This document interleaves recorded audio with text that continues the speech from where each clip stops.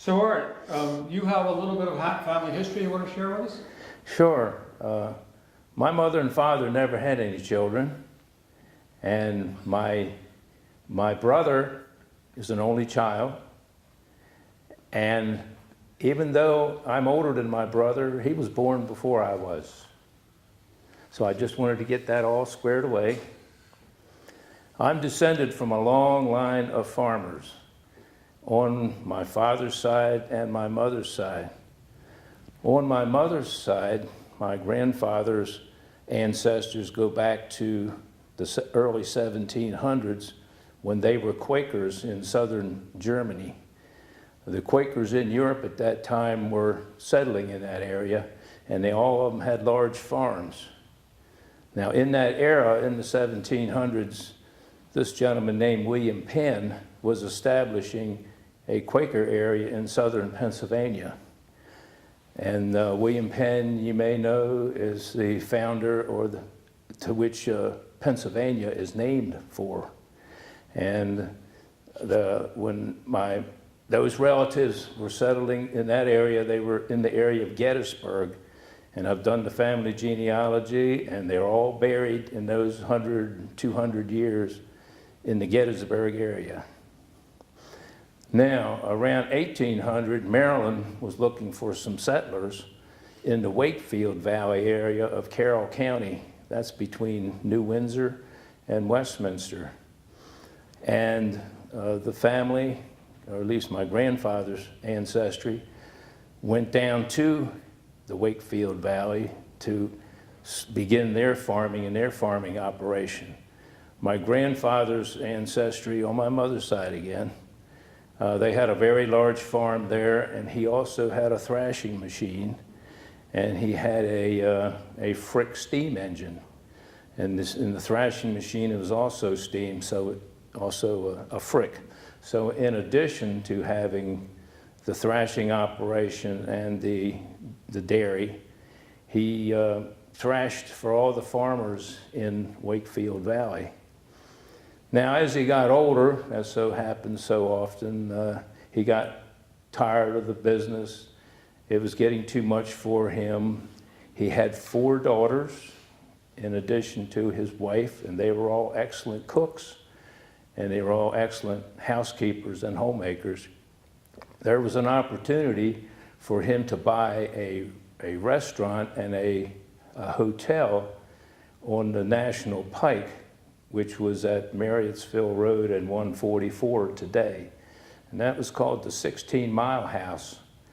So with his daughters and all of those people and his wife, this hotel was 16 rooms. It was on the National Pike, and my grandfather saw that as a money-making opportunity since he had hired help right there, his teenage daughters.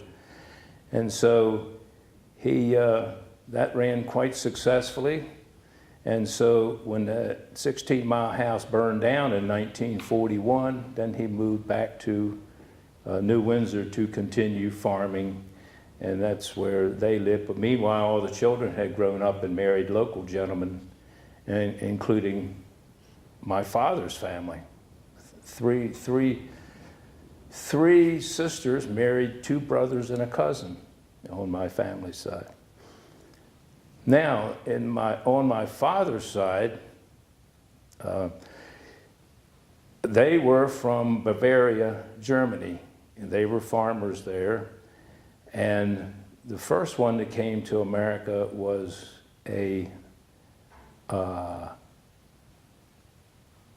Frederick. So Frederick came to America, and he settled down in what is known as Oella, Maryland. Oella is on the other side of Ellicott City, and he had a brother, and this brother was actually my great-great-grandfather, but you needed to have a sponsor in order to come to America those days. And so his brother sponsored him, and his name, my great-great-grandfather's name was Michael. And he came to America, and he had a son who would have been my great-grandfather. But back to my great-great-grandfather, when he came to OL, he got a job at the Union Manufacturing Company, which was called Union Mills at the time. It was later Dickey Mills, but that was supposedly the largest wool cotton factory in the United States. There were over 400 employees there. And my grandfather passed away when he was working at the mill at the age of 36 of lung cancer. And that was kind of a common disease to get in these kind of factories. It's the same way as coal miners, the disease. But meanwhile, his son had survived. And when his son, my great-grandfather, John, was 18 years old, he enlisted on July 3rd, 1863. You say, what's significant about that?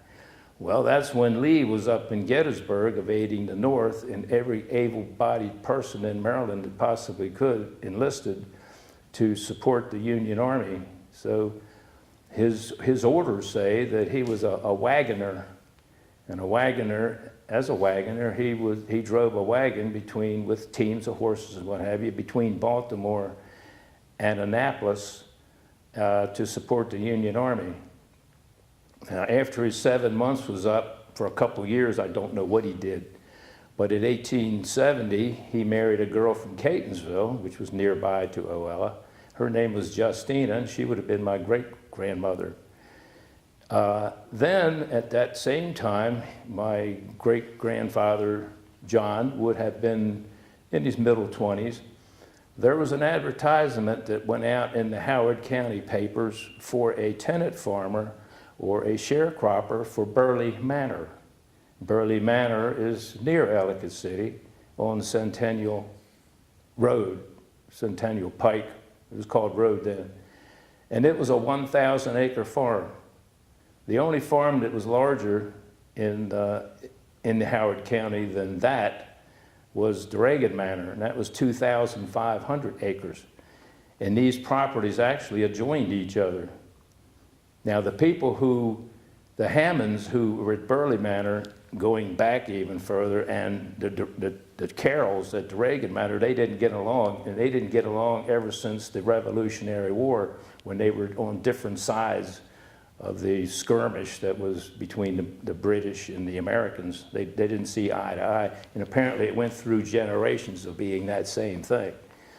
So on that farm, he raised 13 children, and 4 of them were boys. The oldest boy was my grandfather, and the other 2 boys, they were William and Frederick and Charles.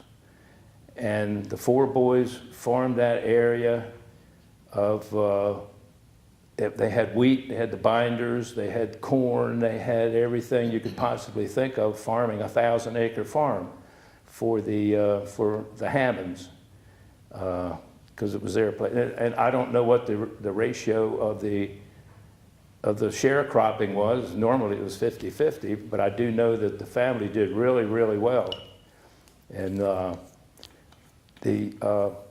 they went,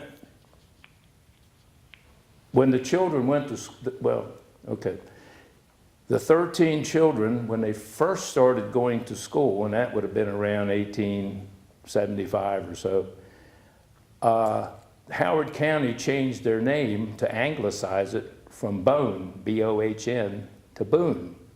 So I'm not from any Boone relatives, B-O-O-N-E, in Germany. I don't even know if Daniel Boone's name originally was B-O-O-N-E. But it was anglicized as Boone. So my great-great-grandfather, whose name was Michael, his tombstone at Oella is Michael Boone.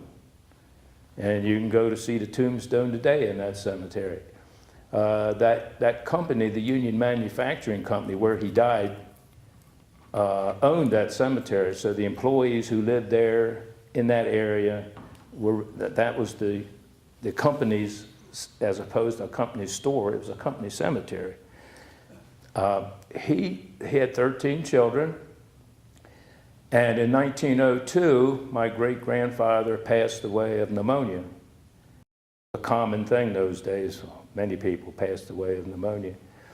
And so then it was up to my grandfather and his 3 sibling brothers to man the Burley Manor totally. Going back to when these children started school, his 13 children, the Burley Manor mansion was on Centennial Road, so the road actually went in front of the Burley Manor, which is still there on Centennial Road, except the road now has been detoured a little around it so it doesn't go at the entrance, it makes a big circle. But the tenant house was not on that road, it was on Annapolis Road at the time. Annapolis Road then went from Annapolis directly to the entrance of Charles Carroll's mansion. Not Manor Lane as we know it to go, but right to the entrance to his manor. And so the road as today, Old Annapolis Road stops at Centennial Lane, and then there's a development. In the old days, it used to go straight on out across the fields and across the stream to the entrance of the Reagan Manor. This was a very, very big wooden house that they lived on, this tenant house.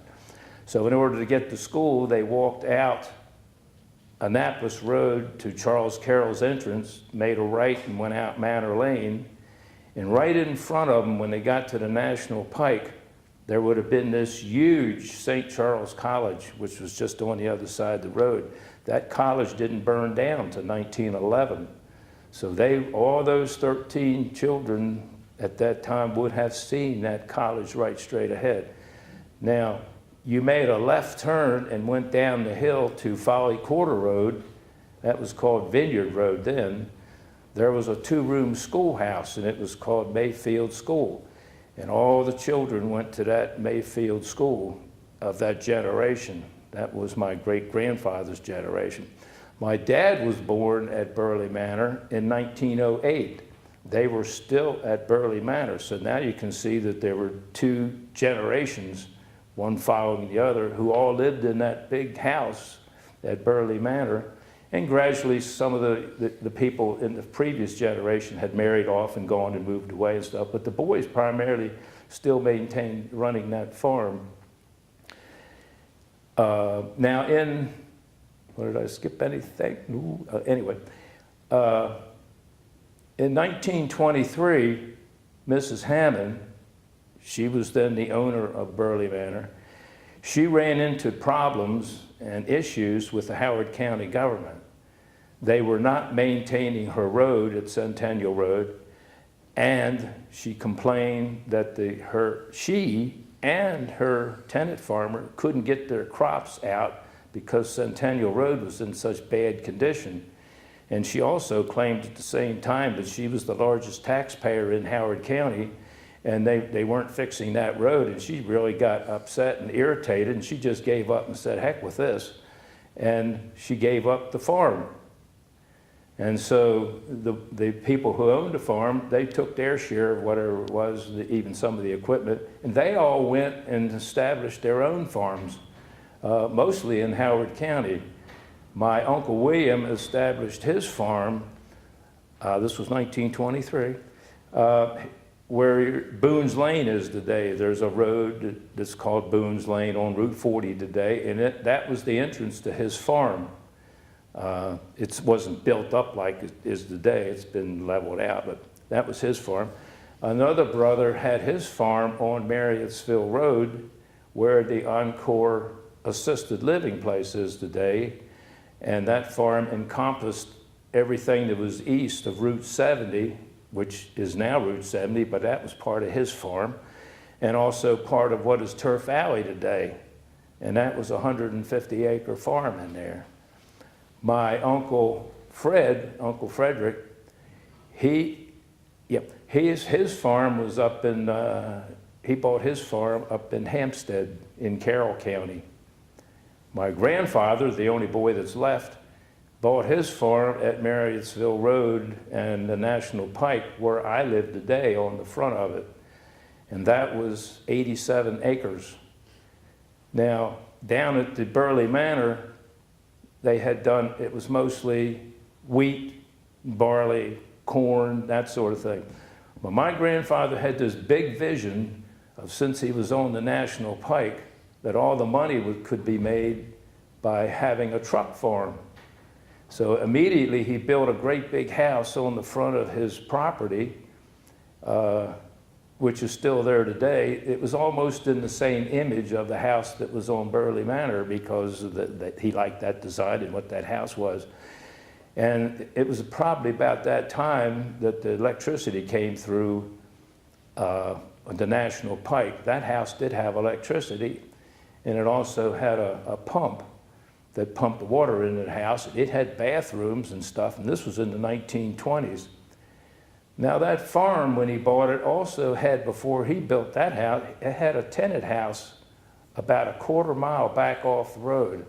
And that was an old stony road, and in fact, the school teacher at this Mayfield school down the road lived in that house. So the school teacher was in that tenant house. That house, that property that he bought, was most of it was not suitable for anything, but there was wheat and cattle and stuff. It was kind of growing up and all that. So my grandfather wanted to make a truck farm out of it.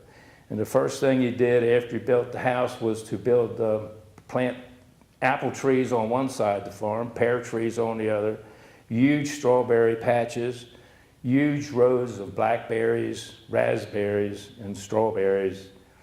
And he also had some cattle, small amount of cattle. He had 2 horses, and he had 2 mules.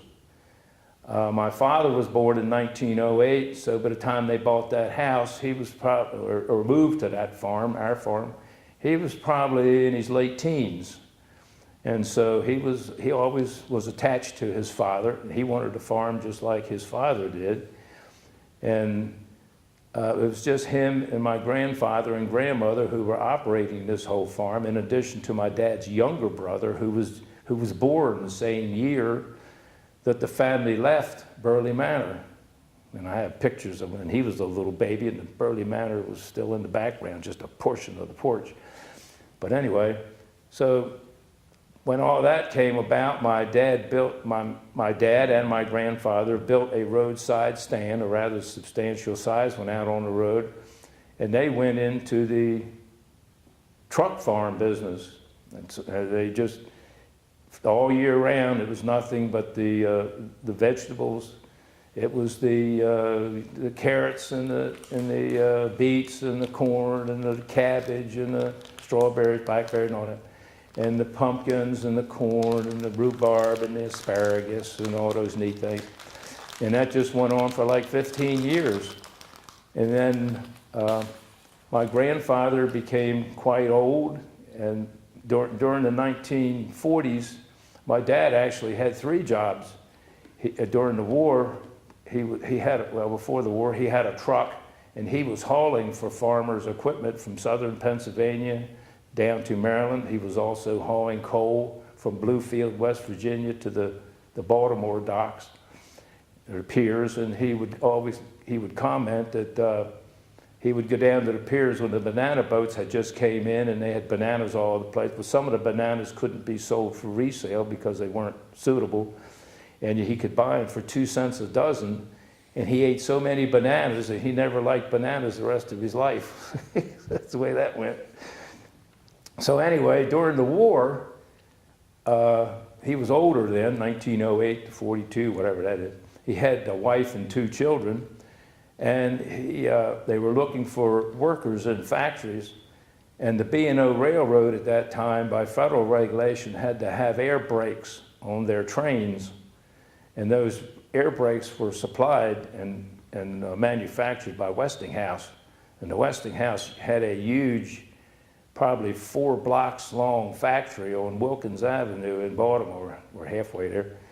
And my dad, during wartime, went to work at Westinghouse as a machinist, making the parts on lathes and things for these air brakes on this B&O stuff.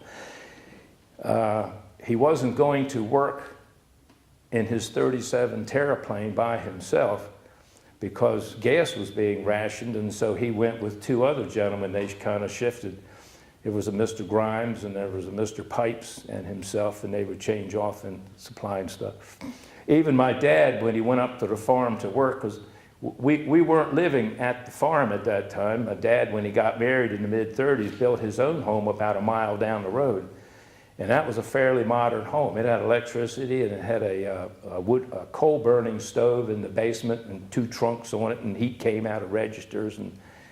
And that was down there. But my dad, in his spare time, was always going up to the farm, because by that time, my grandmother got into raising chickens, and she had 200 or 300 chickens that she was taking care of, and that was just her thing.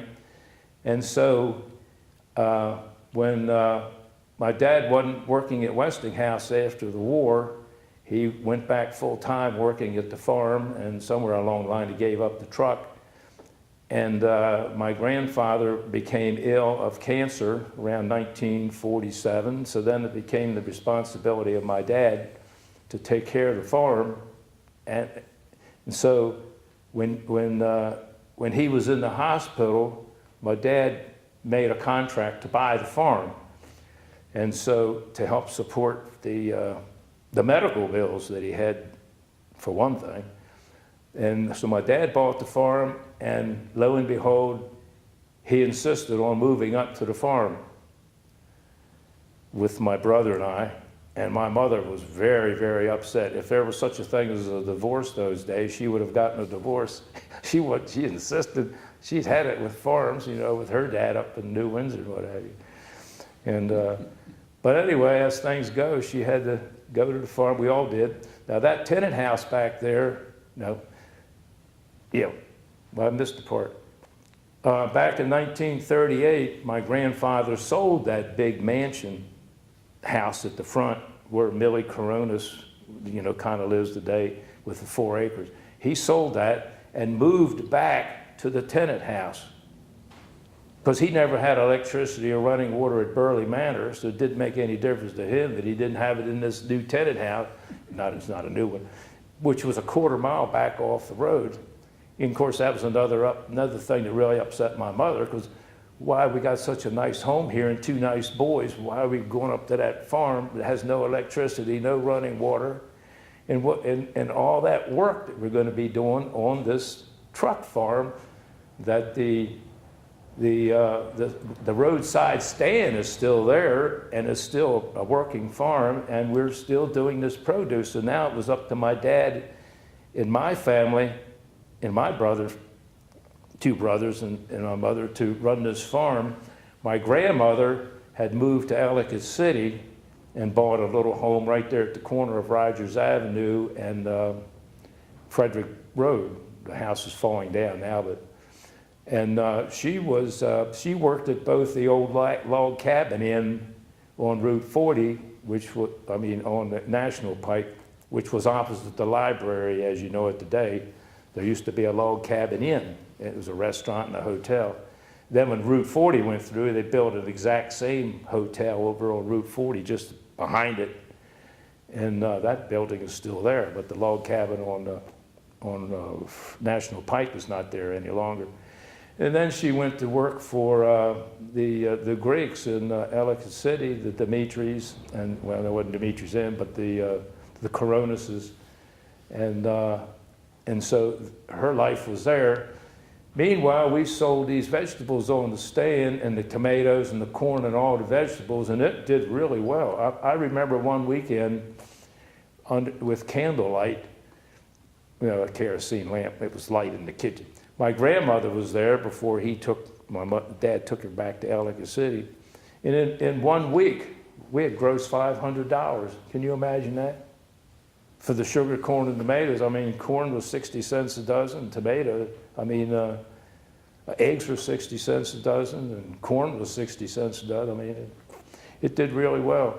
And my dad was still making payments to my grandmother on buying the farm. The farm was then 83 acres. It had 4 chicken houses. It had a smokehouse. It had a garage. It had that house, which had no electricity or water, and there was a corn crib and all that. He bought that whole thing for $8,300, and he paid $1,300 more for the farm implements that were on it. That means the hay loader, the mower, and the horses, all four of the animals, he bought them. So he had invested, well, let's say $10,000, and he made a payment to my grandmother out of the $500. I remember that to this day. So at that point, then we lived on the farm, and my brother and I were on it, and we did a lot of different things, and this is where we can get into the personal things. Went into the service for the same reason, they were losing their driver's license. When did he study in the Navy? He was an electronics, a radio man, radio electronics. And what was your MOS when you went in the Army? I was the military intelligence. Ooh. And then while I was at intelligence school, I signed up for airborne, and I got sent down to Fort Bragg. Oh, wait a minute. You're in intelligence school. Wouldn't you have enough intelligence not to go jumping out of a plane? No, that never entered my mind. Why did you get interested in jumping out of a plane? Somebody said to you, Well, I had a cousin who, when I went to the University of Maryland one year, I saw him. And also, that was later, but my dad, when I was young, was moving a large barn. And he had put the binder wheels on it so he could roll it. And he needed a strong hand in order to help him and the tractor and us two boys to move this barn, I guess, about 100 feet. And it was probably as big as this room, only it was half the size.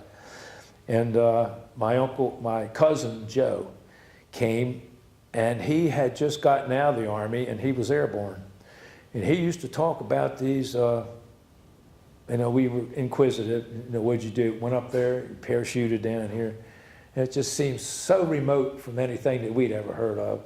But he was a paratrooper, and that was kind of something that Superman did. You thought you had to be. But when you went into the Army, it turned out that when you go to even basic training, everything is airborne, airborne, airborne. It's like they're the guides of the Army. There's nothing bigger than airborne. Of course, now it's special forces. All those things have been added on since. But to get into special forces today, you've got to be airborne first. That's just a prerequisite. And so when I was drafted in the Army, I went to Fort Holabird for the induction center, and I had pretty impressive grades, the Army tests, because I was going to school part-time, and they tried to, at that time, the Cuban crisis was on, the Berlin airlift was on, all these things were happening in the world. And they were looking for intelligence agents, if they could get the people with the right grades, let's say. And so they tried to interest me in going to the school. The school just happened to be Fort Holabird, where the induction center was, same place. And so, but I couldn't get into intelligence school unless I enlisted. Well, I didn't have anything going. I didn't have a family. I didn't have girlfriends or nothing. I was just I worked behind a parts counter at a John Deere dealership for 3 years, which was good experience. Mm-hmm. It was also a Jeep dealership, and that was one of the things that was strange, because one of the mechanical aptitude tests for the Army was nothing more than the nomenclature of all these Jeep parts. It had exploded view of the rear end and the carburetors and all this and that. And I'd been selling these Jeep parts for 3 years at this John Deere dealership. We also sold Jeeps and GMC trucks. And that's the only reason I aced that. It didn't mean I was mechanically inclined or anything. It was just, in fact, I went through the test twice. And I must have got a perfect score. I think it was like 180 on the IQ, mechanical. It was only because I knew these parts. But I mean, that was one of the things that I guess they were impressed with. But then I'd have to enlist for 3 years if I wanted to go to the school. So I didn't have anything going, like I said. So I enlisted for 3 years. So I was enlisted man instead of drafted. And while we was at the school, you get an option of where you want to go. Do you want to go to Germany? You want to go to Italy? You want to go to Japan? You know, all these people in my class went all these really neat places. And some of them never saw Army fatigues the rest of the time they were in service. They just wore civilian clothes. They did investigations. They did all kinds of things that related to military intelligence, security check stuff. And here I am down at Fort Bragg, which is even worse than basic training. I mean, Fort Bragg is a infantry type outfit. And we still had old Army barracks down there the whole time I was there. But then I signed up for airborne when I was at Fort Holabird, and they sent me down to Fort Bragg in an intelligence unit, and I wasn't airborne yet, even though I was in an airborne unit. I wore the airborne insignia, but I didn't have the wings. And then we had to wait 2 months. Since I was already a PFC and stationed at an airborne unit, I didn't go to airborne school right out of basic training. I'd already had an MOS, they called it, military occupational specialty, which was military intelligence. And I went down to Fort Benning as a PFC with a patch, no wings. And they put me in with the cadre, like the sergeants and stuff at the mess hall and the sleeping quarters, whereas these people out of basic training going to jump school, they were harassed day and night, pulling foot lockers outside, and you could hear these whistles 3 o'clock in the morning, hustle. And I kind of had it made as far as the part of going to the jump school. I had to do everything else like everybody else did, the towers and the 5 jumps into Alabama and all that. So I was airborne for that reason.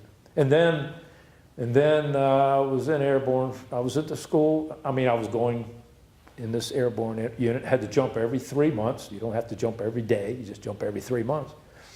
And this, across from the school, or across from the unit I was in, there was 3 sport parachute clubs. Sport parachute was something brand new, where we took Air Force surplus parachutes and they were skydiving.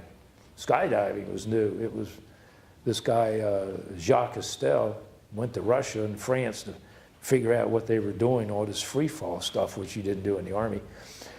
And so sport parachuting was developed. And I guess I was in on the ground floor of that. At least everybody thinks I was, because everybody wants me to do show and tell on this old equipment that I jumped back in the early 60s, which is kind of neat, kind of looked up to that way. Mm-hmm. And so when I got out of the Army, I had my master sport parachutist license, and I had 24 military jumps. And then I was glad I was out of the Army, because right at that point was where Vietnam got hot in the the mid-1964s is when I got out. 65 is when we proclaimed that Vietnam was an official conflict or skirmish or whatever it is. So I looked out in that regard. I got out as E5. I wasn't an officer. So, Art, we've covered quite a bit here, and we went way, way back in time, all the way back to William Penn. I'm going to try to focus in on the Howard County life, and so we're going to focus on that period of when farming took place here with your family. Now, if I understood it correctly, it's your grandfather who first started farming here in Howard County? Or is it your father? My great-grandfather had the Burley Manor. My grandfather had the farm that I lived on. Okay, good, thanks. So Burley Manor was how big? 1,000 acres. And we're going to call that great-grandfather's first name is? The one who had Burley Manor. Was that your grandfather or great-grandfather? That was John. And that's your great-grandfather or your grandfather? Who came to both. Burley? Both at Burley Manor? John was my great-grandfather, and John Jr. was my grandfather. Gotcha. They both lived on Burley Manor? Yes. 1,000 acres? Yes. Okay. So any stories that you remember that they related to you as you were growing up, or were they not around when you were Yeah, growing my up? father would have told me stories. Okay, so they weren't around for you, but the stories would come from your father, Yes. about his father and his grandfather.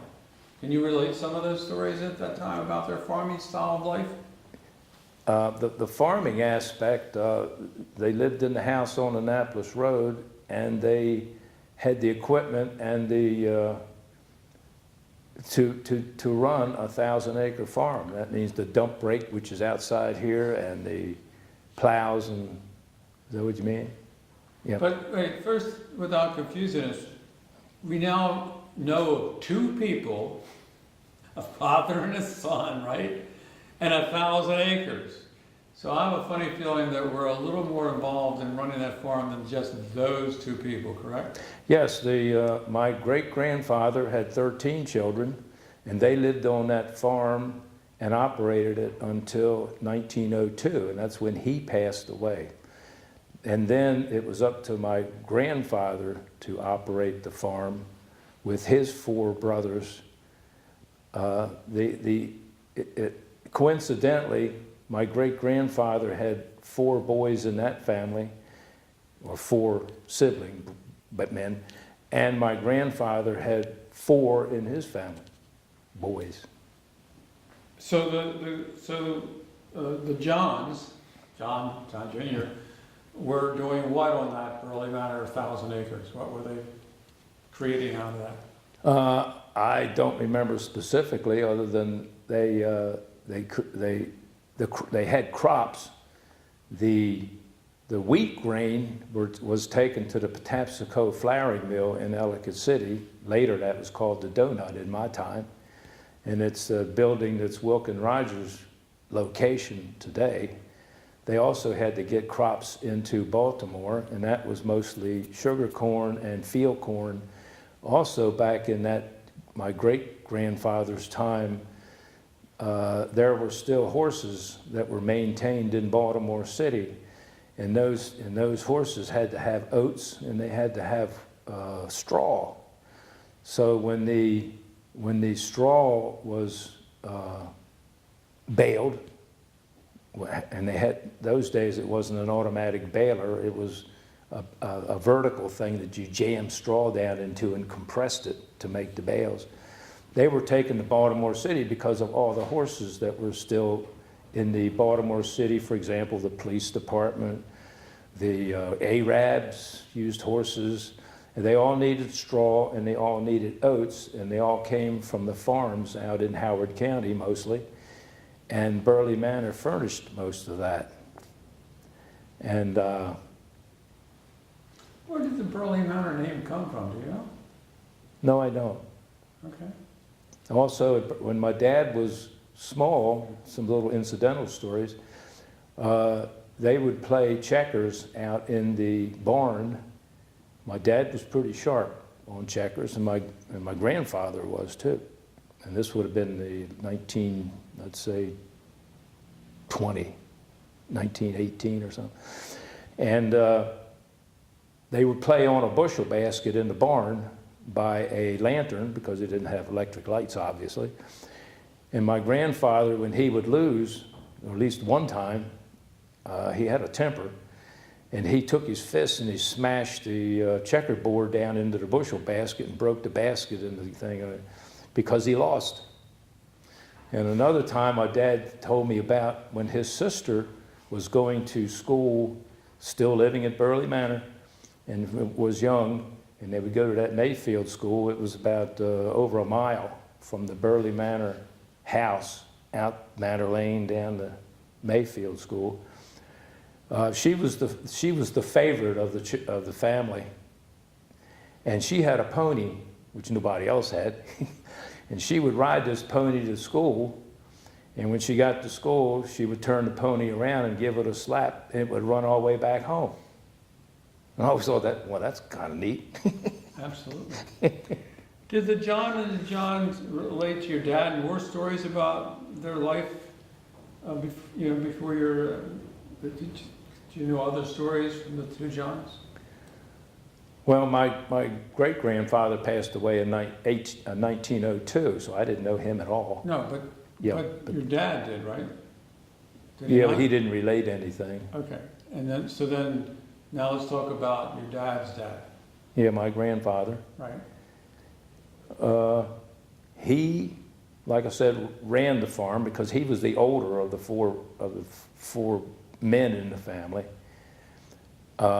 He was a hardcore farmer. He did everything the old way. He never wanted to have anything modern. He was like my dad in respect that you improved on what you had and you didn't buy anything new. He believed that in hard work from sun up to sundown. Your dad started working with him, and Well, my dad liked the farming and working with his father so much that when my dad got to the 6th grade at the Mayfield School, and of course my grandfather was farming the 83 acres then, or well, it was 87 still. My dad went to the 6th grade and would not go to the 7th grade. And my grandmother was really upset because the 7th grade was finishing elementary school, or whatever it was called. And he wouldn't go to the 7th grade and complete his education. But I tell you one thing, he was the smartest mathematician I ever knew. I mean, when I used to come home with a little difficulty, he would teach me how to multiply and divide and do all those weird things that I couldn't figure out in school. And my dad was I don't think there was ever a better mechanic or a mechanically inclined person ever. Taught me everything I know. See, in regard to my grandfather, he just worked from sun up to sundown. He knew all the horse and mule business as far as knowing how to use them. I remember going to the farm and seeing all the tack hanging up that's the harnesses and stuff. And I didn't know too much about the mules, but my grandfather used them. Horses and mules did two different things. And so even when we moved to the farm, the horses and the mules were still there. And even when we moved to the farm, we also my dad had also bought a tractor, a Farm All B tractor. And so it wasn't soon after we got the tractor that the horses and the mules just disappeared from my life. I was probably in school when they disappeared. Let's talk about the two different things that horses and mules do. Just to give me a brief overview as to why they're two. Well, depending on, the horses are stronger and they're probably easier to use and to rein and all that. Mules can be cantankerous. I remember my mother used to have at the house, it was some kind of a big bell that my grandmother had. And when you would ring the bell, the horses would like keep on going, but the mules, they would stop in their tracks and head right back to the barn. You weren't going to work them anymore. But the mules, you could train them seemingly a little better. You could hook up a mule to a plow, for example, without any reins, and just say he or haw, and it would go left or right, just by signals. We couldn't make horses do that. And horses also, I don't know why mules aren't the same, but horses, we had to put blinders on the side of their eyes so that they couldn't see behind them because their eyeballs are on the outside of their head and they can see behind them. And if you didn't do that, a lot of things really spooked them. But yeah, one horse was Jim and the other was Jenny. And I remember when they used to chew their corn in the corn crib, that grinding noise, it was like a grinder grinding rocks. And they could also, it's kind of funny, they could also, with their lips, they could take an ear of corn, because obviously they weren't using their feet, and they would chew down the corn cob and turn it with their lips like you type on the old typewriters, and they would chew down, and the whole corn cob would be empty just by their lips moving the corn cob, the corn, and chewing the kernels off of it. That was kind of neat.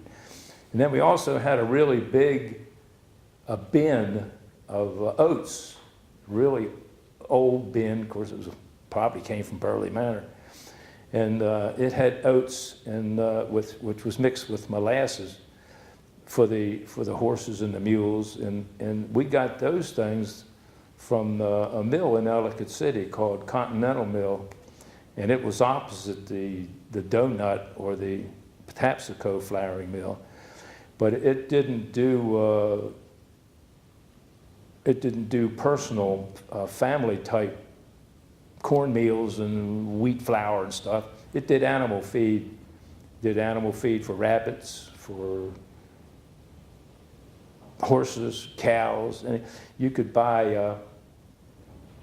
It was any kind of an animal. It made the feed for, even to your specification. And I had three of my uncles worked at that Continental Mill when they first got married. And the funny thing about it was that sometimes when my mother was making something on her sewing machine, since she needed some fabric, my dad would actually take a sample of something she was looking for in the way of a pattern to make a dress or an apron or whatever it was. And he would take it to the Continental Mill and see if he could find that feed bag that matched that material. Because the feed bags, I mean, it was intentionally done so that the wives could participate in some of this buying of this feed stuff. I guess it was, well, the dad would go down there and he'd buy these feed. He didn't always succeed in getting the pattern that she wanted because there were so many hundreds of different patterns. So describe the house you were living in as a little kid. It was a rather large home. My dad built it when they got married, which was the common thing to do those days. In fact, he started building it when they were engaged. That's how those things kind of work. And his brothers helped him, and the way they dug the basement was with a horse and a scoop. And I just recently restored the scoop. But the scoop, I guess, held 2 cubic feet or 2 cubic yards of dirt. And you would just dig it down in there, and the horse would go out, and somebody dump it, and the horse would come around, and you keep on doing that until he dug the basement. And of course, when you had most of it done, you had to dig out the corners by pick and shovel. But that's how the basement was dug, and then we found they had some field stone to finish the basement. The attic was never finished because the family never got that large. It was only the 4 of us. But even that was a little farm. That was like 6 acres. And that had its own orchard. That had its own peaches and pears and apples. My dad also had blackberries in that in that little farm. We also had a lot of chickens. And I remember that the blackberries was just about the time the Japanese beetle were coming out. And my dad bought a whole bunch of Japanese beetle traps, which are like 2 feet high and round, cylindrical, and you put a wick in there, I guess it was oil citronella or something similar, and it would attract the Japanese beetle, and then when they got into the aroma, they would drop down into the trap. And this trap would fill up, and, it was about 20 inches high. And my dad would dig a pit and dump all these Japanese beetle down in there from all these traps that were hung up on the blackberry line. If you wanted to know how the blackberries were being infested with the beetles, you could just go to the end of the line and shake the wire that the blackberries were tied to, and these beetles would fly off. But then 10 minutes later, they were all back. So that was quite an infestation. And the other thing was at that time, in order to combat the Japanese beetle, my dad took a wagon and the tractor and had a 55-gallon wooden barrel on the wagon. He had a hit-and-miss engine, Fairbanks Morse, and it had a pump. So this Fairbanks Morse hit and miss engine drove a pump, and the hose came out of the barrel down into the pump, and attached to the pump was a sprayer hose, and we sprayed DDT. And it's supposed to be not good today, but those days DDT was the answer to every disease, every problem there was. And that stuff, when the wind was blowing right, it would blow back on us, on the tractor and stuff. We didn't think anything of it. It was what we had to combat the nasty insects with. I got rid of the beetles? Yeah, it killed them. Well, but the Just DDT like was on the blueberries as well, blackberries. blackberries. Yeah, but they were eating the blackberries Yeah, no. and the leaves. Right, but so the DDT got on to the blackberries as well as getting onto the beetles. Yeah, today You would ward what would you do? Would you clean the berries when you harvest them? Well, I don't remember ever telling the people who purchased the blackberries to wash them off.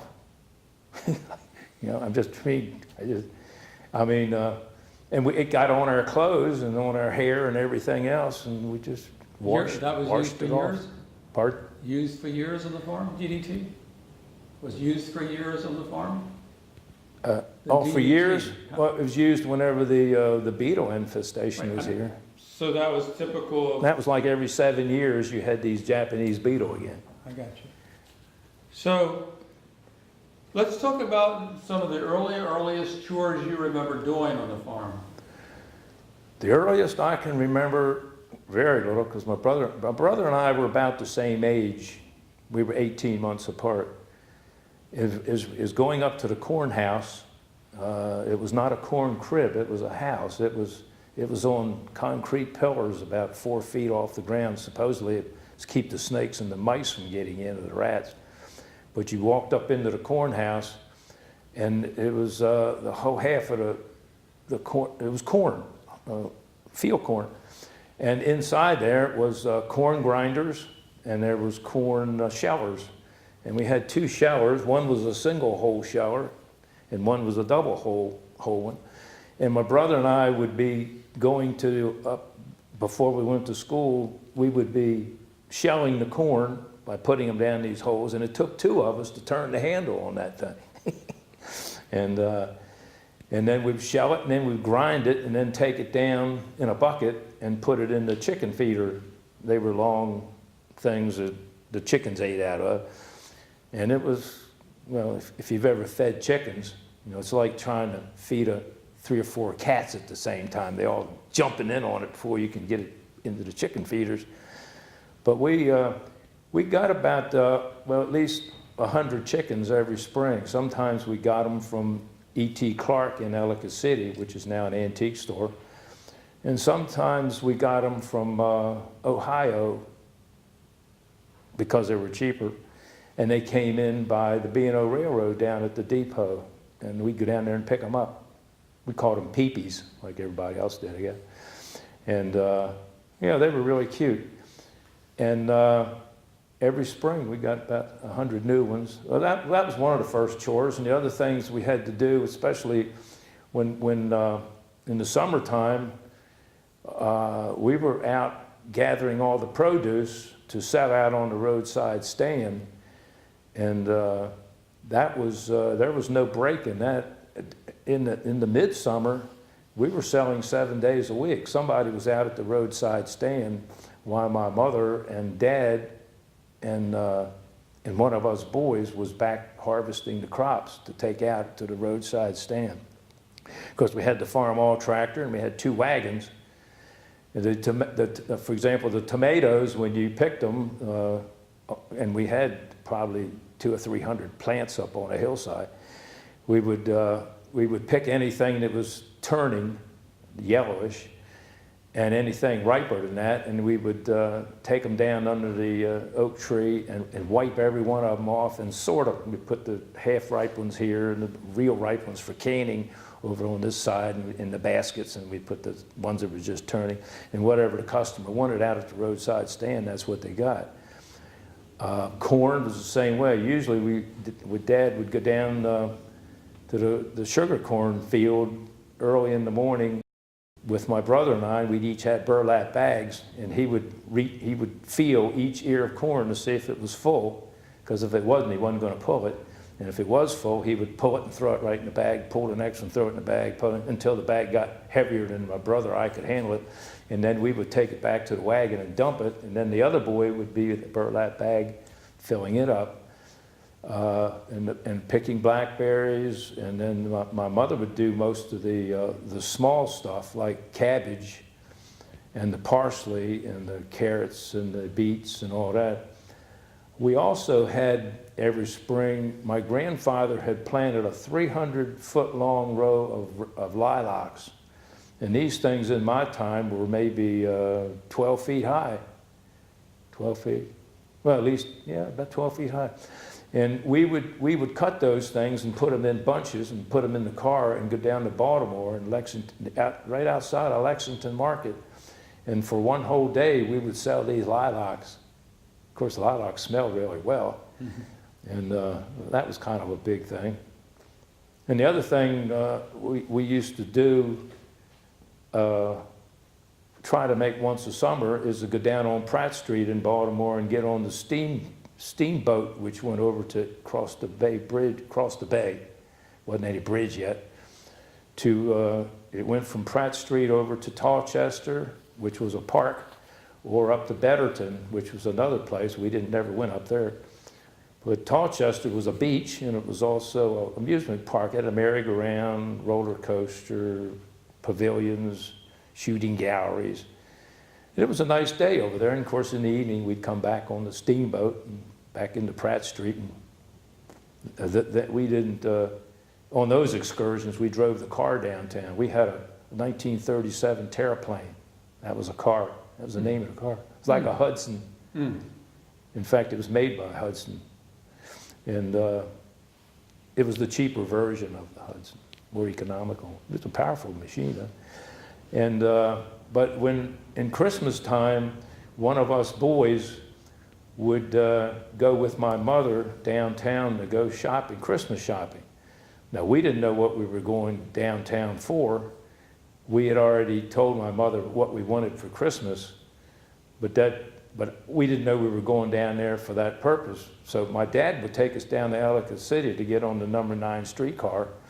And we would take that streetcar to Catonsville Junction through Catonsville or down Edmondson Avenue, and we'd go right into town where all the big stores were. And when I say we, it was my mother and just one of us boys, not both of us. We alternated.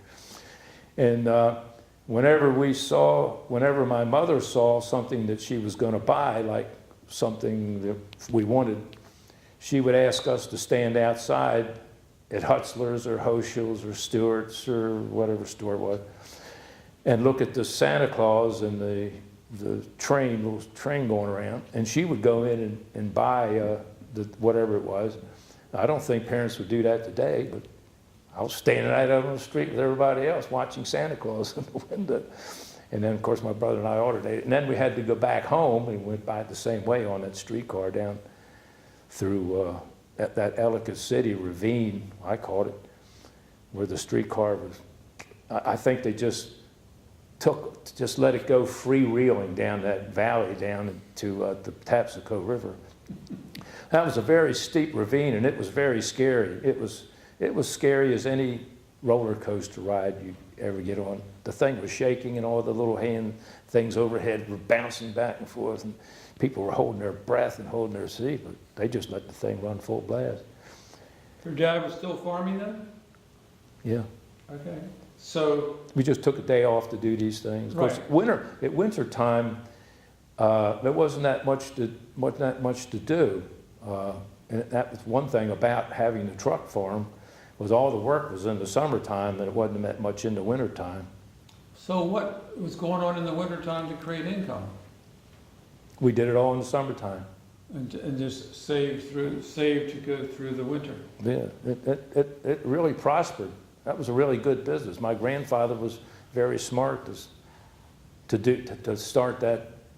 But now, the demise of that was that when Route 40 went through, then we no longer had the customers on National Pike. Route 40 paralleled the National Pike, National Road, Frederick Road, it's been all those names.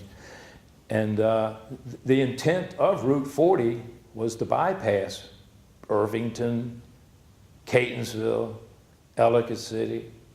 That's why it was put there. So it didn't do us any good. All the traffic is now over there. What was the alternative plan then for income, since you couldn't be out on the roads selling much anymore? Was there another? Well, then my dad, when we got a little older, my brother went in the Navy, and I was drafted in the Army. He started selling off the property. He sold 20 acres the first time around, and the most that we could possibly get for that 20 acres, well, let me put it this way. Before, on the front of the farm, with the money that we had accumulated and saved and had from all this prosperity, we built a ranch-type home on the front of the property. And that's one of the homes where I live today. It was actually the first one up on top of the hill. And then my dad started selling properties off. He sold 20 acres to begin with. And that 20 acres included the farmhouse, it included the barns, it included, not the big barn. And the realtor said that, his name was Paul Beard, I remember that, you will never get more, because of where it was located, this was in the country, you'll never get more than $10,000 for that 20 acres and the barns and the house and all that. So my dad and mom both held out till we could get $12,000 for it. And lo and behold, some people came up from Tennessee looking for a house. They were from Sneedsville, just like most of the people were who worked at the donut as well as the Burgess Brothers mill in Ilchester. A lot of Tennessee people came up this area looking for work. And they paid the $12,000, and so that was good. And so we still had 60 acres left approximately, or more. And so then when my brother and I got in the service, he sold 59 more acres to some people in the back who built their own home on the property. And I don't know what they paid for that. And also bought the big barn where we had our hay mound and stuff. Because our farm, besides the vegetable aspect, we also had 40 steers. Oh. These were, my dad preferred the white-faced Herefords. They were the ones that look reddish and they're white. And it was beautiful seeing them going across our field. They eat diagonally so they can each see each other. Can you imagine that? Like ducks fly, geese fly overhead. Well, they eat that way. They're really beautiful. And we also had wheat. And Mr. Ed Frank was Ed Frank's father that you know of today. His dad had a thrashing operation, and I know at least 3 years he came there and thrashed the wheat for us. And Donald Ridgely was one of the people who worked on the crew. And Ed Frank Jr., that you know today, was also on that thrashing crew. Now, my brother and I were too young to participate in that, but between our house, our farmhouse, and this big barn where they were thrashing, there was a spring that was there before the pump was ever put on the porch at the house. My grandfather put the hand pump. And so we didn't even bother going all the way up to the house to get the water for the water bucket. We just went to the spring house and dipped it out because it was really anything comes out of the ground like that is really cold. And it had a dipper in it, and we'd pass the water bucket around, and everybody drank out of the same dipper. I mean, I don't think germs were invented yet. And that's, some of the early things. And we also learned to drive the tractor when we were like 10 years old. I've heard people tell stories of driving younger than that, but it wasn't a big tractor. But even then, my dad had to put two befores on the clutches, on the clutch and the brakes, so we could even reach it. And then, even then, we had to sit on the edge of the seat, so we could even reach the two befores that he had reclamped onto the thing. What age do you think that was for you? 9 or 10. Uh-huh. Can you slide 2 inches to your left? Another inch. Thanks. You want to check that one? No, I was getting that light stand in the back. Oh. So here we are. Well, how do you know that one's okay? Oh, you mean, how do I know the camera's okay? I mean, focused. I mean, Composed. yeah, Framed. yeah. Frame good. I don't know it. Yeah, because it doesn't take much to get Oh, not yeah. not in center. It's such a close-up, right? Oh, I think you built that up. Wow. It was a great view of the Yeah, we'll start Now, it. 4 inches towards the camera that's over there. Perfect. And then we're going to get the stand in there. All right, so we're still rolling. So, In the wintertime, one of the things we used to do, my neighbor, who was about the same age as me, her name was Mildred, or Millie, and her dad had bought the big house in 1938 that my grandfather had built. And she still lives in that house today. But she was 1 year older than my brother and I. And she used to come down there looking for us boys to come up, have somebody to play with or do something. So in the wintertime, she was the one who taught us how to play bingo, because we didn't know what bingo was. She also had a penny ante board thing. You threw pennies on it and had to land in little squares and it was worth something. I don't remember. She taught us how to play a rummy. We didn't know how to do that. And then in the fall, sometimes she would come back looking for somebody to play football with her. And she was quite a tomboy. And my brother and I, we'd go up there and we would throw the ball. And of course, every time we threw it to her, she would run down. We weren't going to tackle her. And so it got to the point where she insisted that we had to tackle her. So anytime I threw the ball up to her and she came down, so we tackled her. And her dad had a wood shop there in the garage. He made furniture for O'Neill's in downtown Baltimore. And he fabricated some of the stuff right there at the house. Anyway, he came out and saw it, and he told us, "You don't tackle girls, have respect, and go home." And we were just doing what we were told to do. That was kind of neat. So it sounds like you learned a lot of farming from your dad. Was your grandfather still around in your early days? I can't remember. No, we lived down the road, and my grandfather was manning the 87-acre farm. And Did you go down there much? Yeah, we would ride up on the tractor. My dad put a seat on the tractor from an old sickle bar mower. He actually bolted on there. And actually, the part where the seat was bolted to is still on the tractor. And yeah, we would go up there to help my dad do things. Your granddad? Your granddad? My granddad and dad. Oh, both. Because Dad was driving the tractor and we were riding on it. We also had a dog, and it rode on the front of that wood thing all the way up the pike to the farm. Did you start to get a little interest in wanting to drive that tractor yourself? No, my dad put me on it and told me where the stuff was. And I remember one time my dad and my brother were trimming the apple trees, which you have to do. And we were disc harrowing between the apple rows, and the soil got really, it was a disc harrow that I was pulling. And the soil was getting really loose by kind of going around and around and around and around. And my dad said, if you ever get in trouble, just push this button here. And it was the button that turns the motor off. So I'm going around and around, and my dad's there, and I want to holler at him. You know, the tractor's bogging down and pulling this disc. And of course, the disc could be adjusted. But he had it set so it was kind of digging pretty good.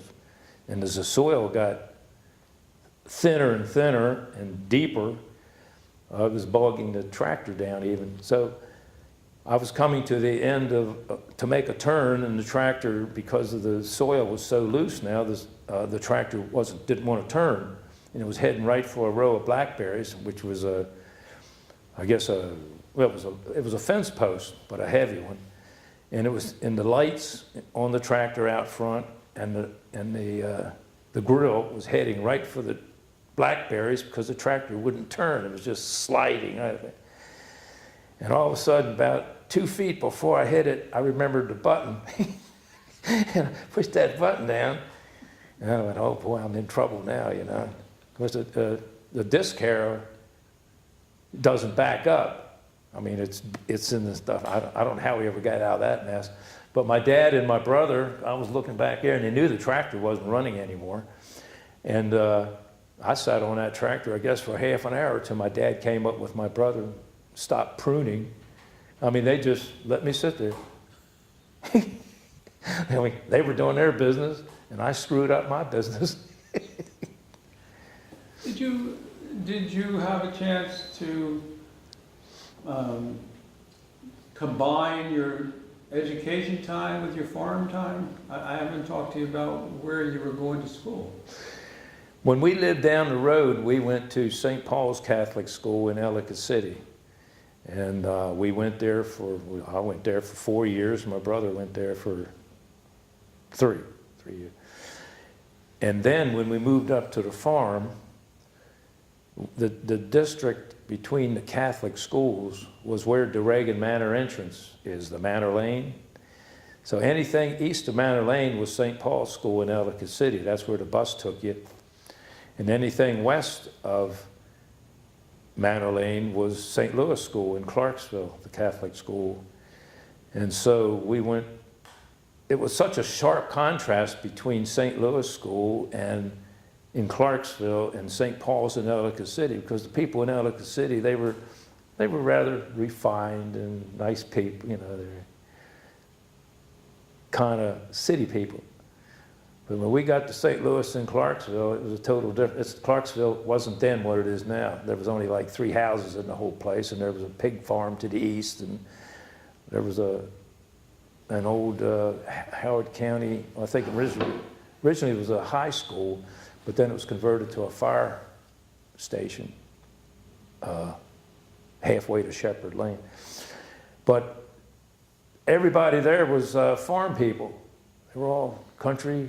We wore farm shoes, the boys did, whereas in Ellicott City they didn't. Everybody more or less wore some kind of jeans or something, because as soon as you got off the school bus, if you went to St. Louis school, let's say, you went to find your dad to see what he was doing so you could continue working. I mean, we couldn't change clothes or anything. And I remember many times getting off the bus and there's Dad in the field. He's got hay mowed and he's in the process of raking it, and somebody to drive the tractor while he had to finish, or to pull the wagon while he put the hay on the wagon. It was just a different, totally different atmosphere because it was really country. And that was one of the reasons why my mother hated the whole thing in the first place. Because of what farming essentially was, work. So when you were that young, tell me what tell me a typical Sunday for your family. My brother and I were both altar boys, and we learned to do the church Catholic service when I was in the 2nd grade. Can you imagine learning Latin in the 2nd grade? I mean, we could read it. I mean, you know, it wasn't like we had to memorize it, but most of it we did memorize. And we went to the Reagan Manor church, which was the Charles Carroll Reagan Manor, and it was only like a mile and a half away from our home. It had a chapel at the end of it, and still does, but it's not active anymore.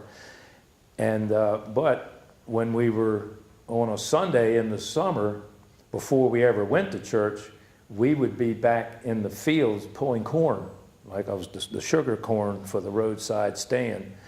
And the corn was still, had dew on it. I mean, it was still foggy on the ground, but my dad had to get all that corn pulled and in the burlap bags on the wagon, ready to go out to the roadside stand when we came back from church. So after we had, and most of the stuff that was going to be sold Sunday was gathered on Saturday. Saturday was a big day, and the roadside was even open on Saturday. But we were doing work for both the stand Saturday as well as gathering the stuff for Sunday morning to take out. We had 2 wagons to take out to the roadside stand. We had some neighbors to help with the roadside stand. So when we were done that was probably like 8 o'clock in the morning Sunday. And then we would go to the house and clean up. Clean up meant you had a wash basin with hot water, steam off the stove, because we didn't have, well, originally we didn't have electricity for a year and a half. And so we had the wood burning stove. We never did have running water in that house. And you would put the steaming water in there and the soap and all that and clean yourself and put your Sunday best clothes on and go to church.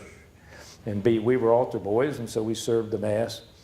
And then the water that we needed for the Mass, because you need both water and wine, the water, we had to walk to the end of the mansion where there was a carriage house and a pump, and just to fill up your little vial. We only needed a small little vial of water. We just needed a small bottle, a small, what do you call those? A vial, I'll call it, of wine, but the priest bought the wine, we didn't really. And so we walk all the way back to, and there was our water. Now, sometimes in the wintertime, you go out that carriage house to get the water for the Mass. It was frozen. You couldn't get any water out of it.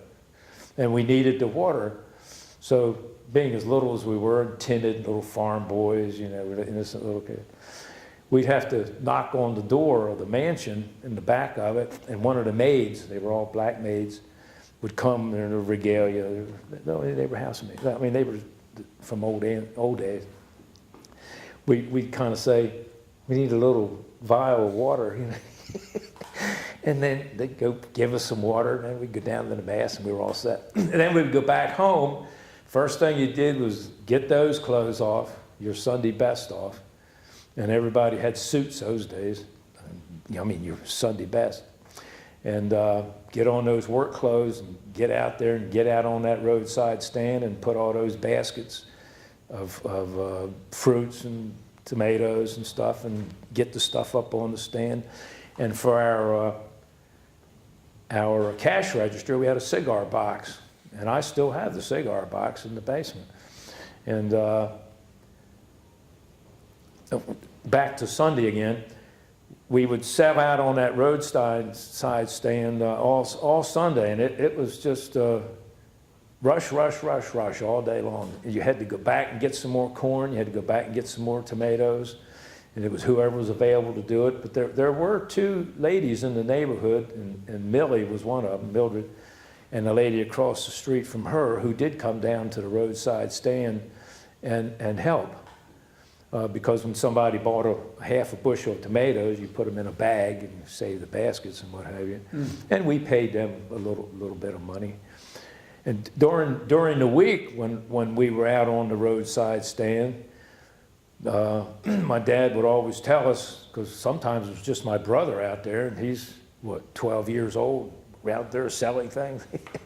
He would say, when that Rice's Bakery truck comes by, take the money out of the cigar box and get a pack of sticky buns. That was our favorite. We always got the same thing, sticky buns. And that's what you did all Sunday. Now, I remember a couple times, by that time, a little later, we had gotten electricity back to the house, and we had an Atwater Kent radio. And it was a floor model and it had tubes in it. And I went back there to hear the Green Hornet or the Shadow, and my dad, it was about 4 o'clock on Sunday afternoon and 4:30, because I wanted to hear it. And my dad caught me, and boy, he gave me the dough. I mean, I was supposed to be working. I was supposed to be gathering something or getting something. And I was back there goofing off, and everybody else was working. And my grandmother used to come up from Ellicott. My dad used to go down to Ellicott City and pick up my grandmother when he had a couple minutes, bring her up and work the roadside stand. Because she knew the business. She was in it 15 years before she moved to Ellicott City. What was your mother, your mother was very involved in the kitchen. Did she have a relationship either by business or management level between you and your dad about the farm and how it would grow and how it would survive? Was she involved in any of those processes? No, my dad did everything. Dad did all the planting, the agricultural aspect of it. They may have discussed what sold in the garden versus, what sold, what we should plant more of, what we should plant less of. Mm-hmm. She did the planting. I mean, we would dig up the garden, smooth it out, and make the rows, and all four of us would put the seeds in the ground and cover them up and mash them down. Tomatoes, she would help with that too, planting them. We would dig the rows out, and each hill of tomato, it was like Henry Ford's production line. You had the row going, and my dad would take one of these little wooden stick things and stick down in the ground, and then somebody else would come along and put a can of water in it. Somebody else would come along and throw fertilizer in it, and then somebody else would come along and throw the tomato plant down in each hill. And then we'd turn around and take each one and dab it down into the mud and pack it back up again, so we had a new tomato plant. And then when the tomato plants were growing, then you had to put stakes in the ground because they grew up about 5 feet high. And you had to put a stake beside each hill. We called it a hill, each plant site.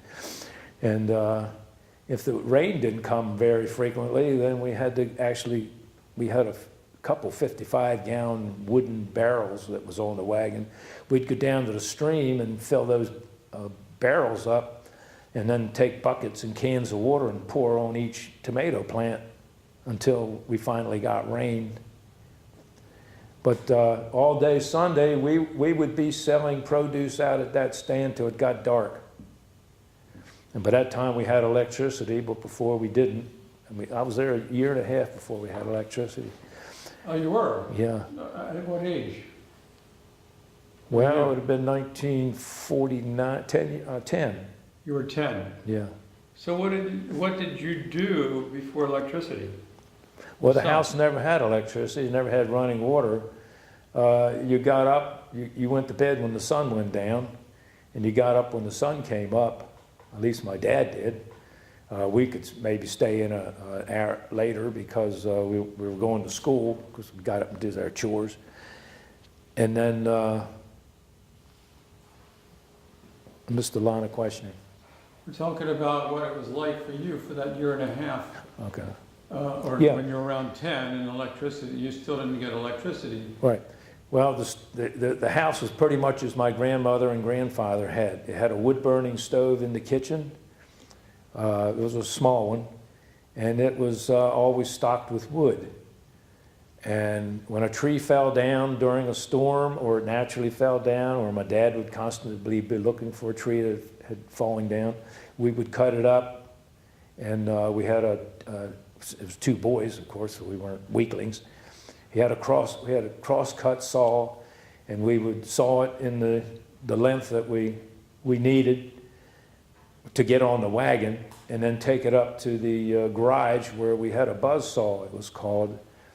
And this buzz saw made them in lengths, made a log, I mean, unless it was really big, in lengths of like maybe 18 inches.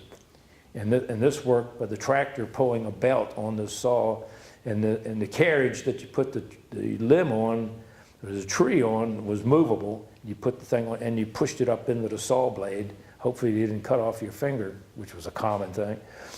And then then the pieces of wood were suitable size to go in the stove, but they were too big. You had to use an axe in order to split them. And my dad was an excellent splitter. And I mean, he could take a hatchet, an axe, and split down the same place every time. It takes a little knack to be able to swing an axe. And we never had coal at that place. We did have a fireplace in the dining room. The wood-burning stove in the kitchen did everything. It's what heated the house in the wintertime, and we supplemented it with the fireplace. They all burned wood. It was also where we got our hot water from, because without running water. We didn't have spigots and faucets. And there was always hot water on the stove. And it's not like the hot water that you have in your house. This is, I mean, what's 120, 130 degrees? This is 212 degrees steam. This is boiling. And that water will take the skin off your hands and blister you if it gets on you. So we always had hot water that way. Also, that we canned everything that we were going to eat in the wintertime from our garden.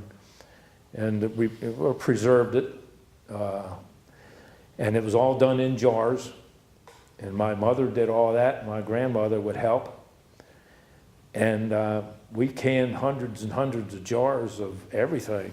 We made our own jellies, made our own, well, preserved, like corn was in jars, beets was in jars, carrots was in jars.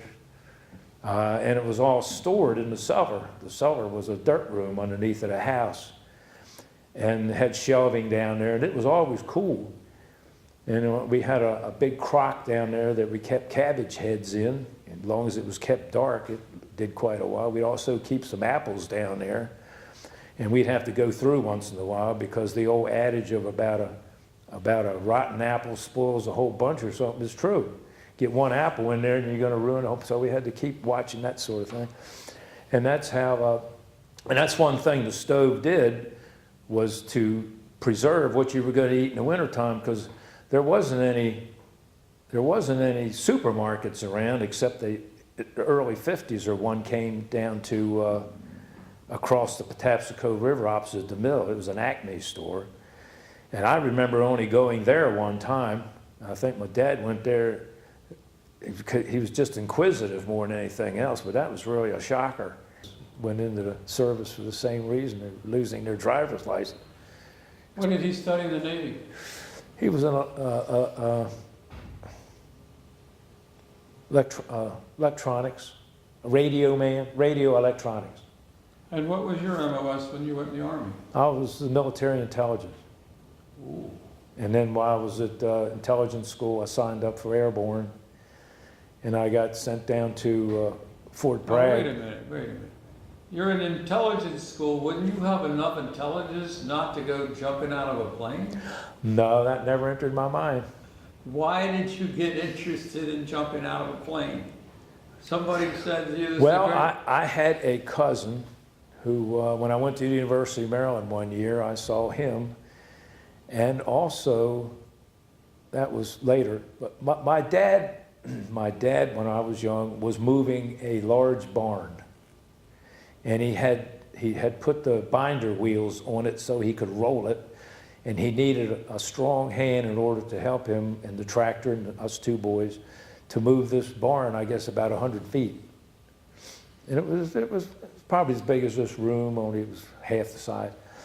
And my cousin Joe came, and he had just gotten out of the Army, and he was airborne. And he used to talk about these, we were inquisitive, what'd you do? Went up there, parachuted down here. And it just seemed so remote from anything that we'd ever heard of. But he was a paratrooper, and that was kind of something that Superman did. You thought you had to be. But when you went into the Army, it turned out that when you go to even basic training, everything is airborne, airborne, airborne. It's like they're the guides of the Army. There's nothing bigger than airborne. Of course, now it's special forces. All those things have been added on since. But to get into special forces today, you've got to be airborne first. That's just a prerequisite. And so when I was drafted in the Army, I went to Fort Holabird for the induction center, and I had pretty impressive grades, the Army tests, because I was going to school part-time, and they tried to, at that time, the Cuban crisis was on, the Berlin airlift was on, all these things were happening in the world. And they were looking for intelligence agents, if they could get the people with the right grades, let's say. And so they tried to interest me in going to the school. The school just happened to be Fort Holabird, where the induction center was, same place. And so, but I couldn't get into intelligence school unless I enlisted. Well, I didn't have anything going. I didn't have a family. I didn't have girlfriends or nothing. I was just I worked behind a parts counter at a John Deere dealership for 3 years, which was good experience. It was also a Jeep dealership, and that was one of the things that was strange, because one of the mechanical aptitude tests for the Army was nothing more than the nomenclature of all these Jeep parts. It had exploded view of the rear end and the carburetors and all this and that. And I'd been selling these Jeep parts for 3 years at this John Deere dealership. We also sold Jeeps and GMC trucks. And that's the only reason I aced that. It didn't mean I was mechanically inclined or anything. It was just, in fact, I went through the test twice. And I must have got a perfect score. I think it was like 180 on the IQ, mechanical. It was only because I knew these parts. But I mean, that was one of the things that I guess they were impressed with. But then I'd have to enlist for 3 years if I wanted to go to the school. So I didn't have anything going, like I said. So I enlisted for 3 years, so I was enlisted man instead of drafted. And while we was at the school, you get an option of where you want to go. Do you want to go to Germany? You want to go to Italy? You want to go to Japan? You know, all these people in my class went all these really neat places. And some of them never saw Army fatigues the rest of the time they were in service. They just wore civilian clothes. They did investigations. They did all kinds of things that related to military intelligence, security check stuff. And here I am down at Fort Bragg, which is even worse than basic training. I mean, Fort Bragg is a infantry type outfit. And we still had old Army barracks down there the whole time I was there. But then I signed up for airborne when I was at Fort Holabird, and they sent me down to Fort Bragg in an intelligence unit. And I wasn't airborne yet, even though I was in an airborne unit. I wore the airborne insignia, but I didn't have the wings. And then we had to wait 2 months, since I was already a PFC and stationed at an airborne unit. I didn't go to airborne school right out of basic training. I'd already had an MOS, they called it, military occupational specialty, which was military intelligence. And I went down to Fort Benning as a PFC with a patch, no wings. And they put me in with the cadre, like the sergeants and stuff at the mess hall and the sleeping quarters, whereas these people out of basic training going to jump school, they were harassed day and night, pulling foot lockers outside, and you could hear these whistles 3 o'clock in the morning, hustle. And I kind of had it made as far as the part of going to the jump school. I had to do everything else like everybody else did, the towers and the 5 jumps into Alabama and all that. So I was airborne for that reason. And then I was in airborne. I was at the school. I mean, I was going in this airborne unit. Had to jump every 3 months. You don't have to jump every day. You just jump every 3 months. And this, across from the school, across from the unit I was in, there was 3 sport parachute clubs. Sport parachute was something brand new, where we took Air Force surplus parachutes and they were skydiving. Skydiving was new. It was this guy, Jacques Estelle, went to Russia and France to figure out what they were doing, all this free fall stuff, which you didn't do in the Army. And so sport parachuting was developed. And I guess I was in on the ground floor of that. At least everybody thinks I was, because everybody wants me to do show and tell on this old equipment that I jumped back in the early 60s, which is kind of neat, kind of looked up to that way. Mm-hmm. And so when I got out of the Army, I had my master sport parachutist license, and I had 24 military jumps.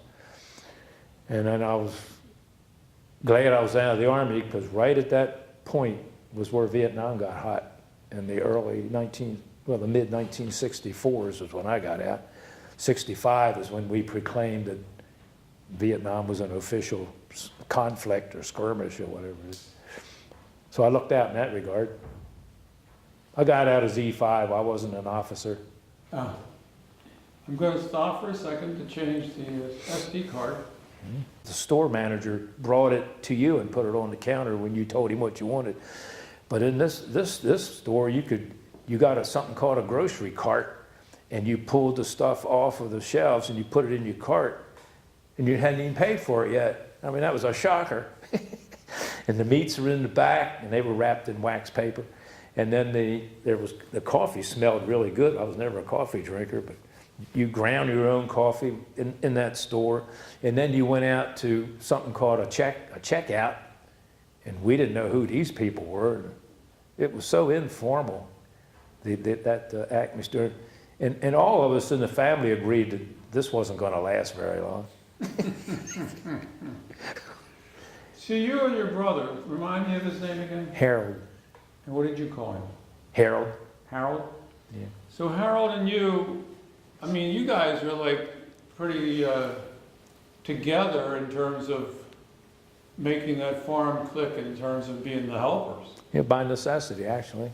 Of course, but I'm just kind of curious how you work things out, because a lot of times in brother's relationship, one says to the other, go do it, and the other one says, okay.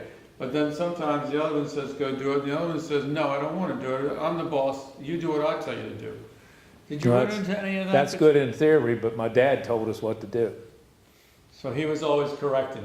Actually. If there was any bickering. Well, if there was any bickering, he had, I mean, if there was anything that he wanted to punish us for, he had two things. He had a belt and he had switches. They were sticks that came off the lilac bushes. Them things really hurt. And he kept them on top of the, well, you call it a Hoosier today, but on the top of the kitchen. It's a cabinet in the kitchen where the flour bin is and where your mother does all your cooking. I don't know that name, but that's okay. Yeah, we have one in the Hep house up here. Oh, do you? But he used to keep the switches up on that, on the top of that Hoosier, and I didn't know it till, I don't know, for some reason, I guess I was nosy, and I stood on the top of on the shelf and looked up and saw them switches that he had cut there to whip me with, and I threw them away. And one time I was due for a switching for something I did. My brother, as you can imagine, being younger, everything is my fault. It's his fault. And so I was the one that had to be punished. So he went looking for the switches and he couldn't find them, and they weren't there because I had thrown them away. And he really got, man, I really got a switching then. Because he probably knew who did it. But it's 50-50 chance, right? Yeah. Well, it was always my fault. So because my brother said so. You got a little older. Well, let's go back to like what we did on the farm. One thing, we had bicycles. I'm sorry. What you did is for fun. Yeah. Okay, go ahead. What we did for fun, we both had bicycles. They were never new, but we went around the house with those things so fast that we actually had a groove around the farmhouse. And we also created ramps that we could jump the bicycles. And then, of course, we kept making them bigger and bigger and jumping from one ramp to another. And we used to dump the bicycles. We got hurt occasionally. We also used to play marbles. And we did that by kind of shoving away the chicken poop that was in the yard there, in the bare spot. And then we'd dig a circle and we'd put the marbles in there. And my brother was pretty good. We actually, one time, I don't know how we did it, but we actually cut a ball bearing in half and took the balls out of it and used them for shooters. And but the problem with them was that they would break your marbles when they hit. But we also played marbles at school. Any place we could find a dirt area, we'd make a circle. And some of the boys were pretty good, and some of them had good shooters. And what you did when you blasted somebody's marble out, you kept that marble. It was yours. And of course, if you were good, it was like playing pool, just like pool. Once you start, you keep on going until first thing you know, you got all your buddies' marbles. We also had in the big barn was a hay loft, and it had a rope that went across where we put the rope inside once we weren't bringing the hay in. And you could swing from the center of the barn, which had a ramp, all the way over to the ledge, and then swing back again, like Tarzan. Yeah, exactly. And if we fell off, you just fell down in the hay. That was no big deal. We had the streams, all of our streams had small fish in it, So we would make our own fishing lines, and get a stick and put a string on it and a fishing hook on it and do some fishing. And we had cat pistols. We played cowboys and Indians. We did that a lot. And we also made our own bows and arrows. Made the bow out of a stick and binder twine. And we made our own arrows out of the straightest sticks we could find. And we even tried gluing feathers on from the chicken house. I remember doing that. And I had a cousin who lived in the other side of Ellicott City. He didn't live on a farm, but he worked with his dad mowing lawns. Those days, all the lawns were real type mowers with gasoline engines on. So he made pretty good money doing that, and at the same time, he was working at some of the food stores at Ingleside. There was an Acme store there and a food fair. So he was making money. So he could afford to buy the nicest bicycle I've ever seen in my life. Had all the little tassels on it and the lights on it and the horns on it and all that. And it was in Oella, so he would ride his bicycle up to our farm several times during the summer, through Ellicott City, up through Dunlagan, all the way up to our farm, which was probably at least 5 miles on the National Pike. And he'd come up, and my mother would feed him dinner at lunchtime, and we would get back fishing and playing marbles and all this and that. And then, of course, 5 o'clock came around. He would ride his bicycle all the way back home. Well, he liked the farm. He liked his Uncle Fred. That was my dad's name. And he liked Artie and Harold. I was called Artie then. Oh, okay. Your youth name. Could you, so you got a chance to learn to use a lot of farm equipment attached to the tractor for working the fields yourself. You get to run the tractor, hook up the equipment. Did you have something that was your favorite to operate? Well, a lot of the equipment that came to the farm, some of it came from Burley Manor. The one thing I remember going to get,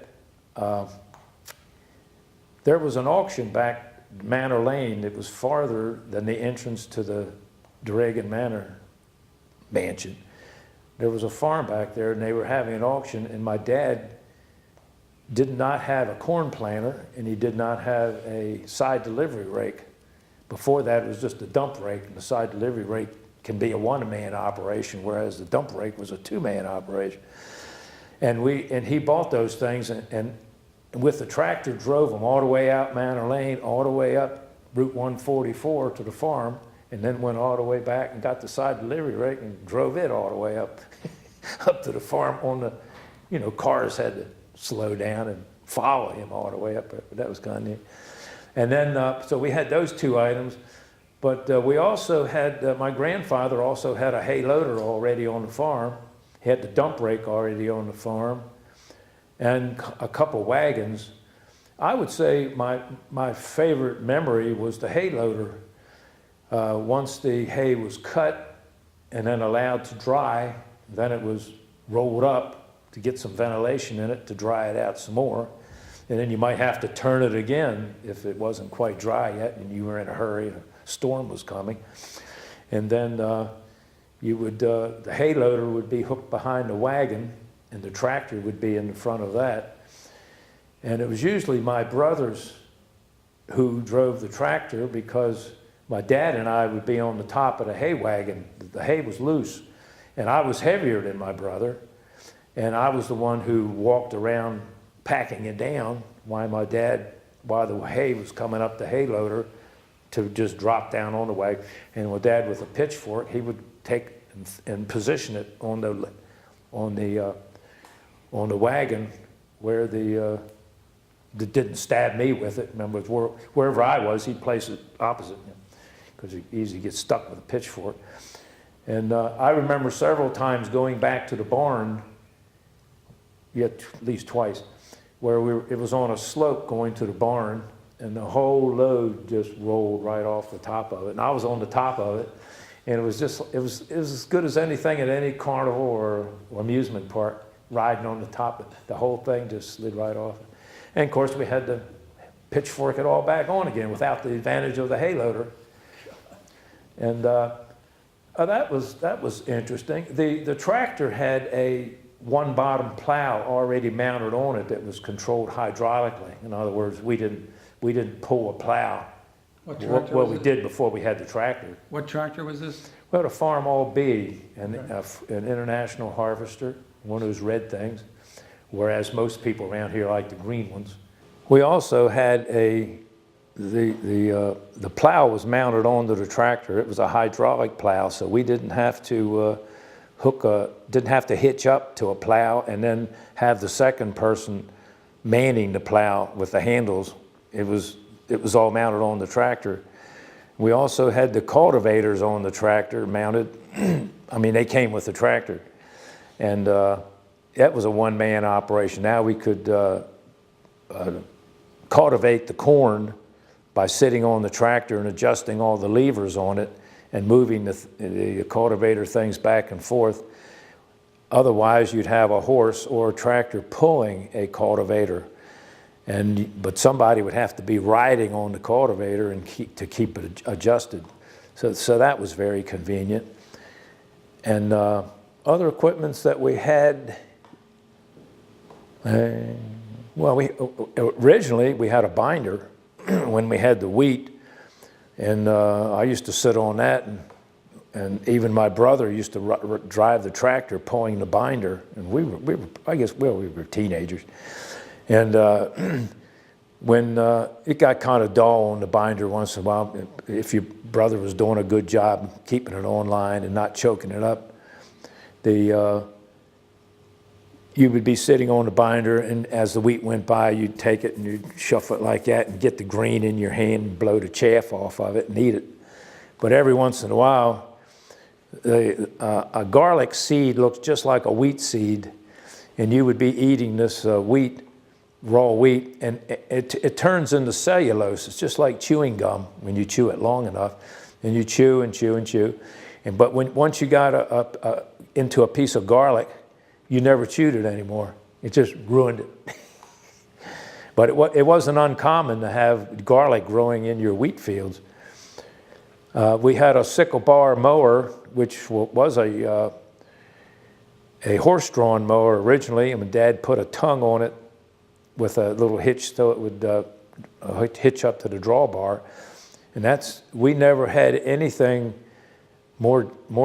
anything differently than that horse-drawn sickle bar mower, even as long as my dad was still doing any kind of farming. It was never mounted to the tractors like everybody else's is. The problem is that in order for the sickle bar mower to operate, you had to have somebody sitting on the seat, because the pitman and everything that ran the sickle bar was operating by the wheels on the mower. And the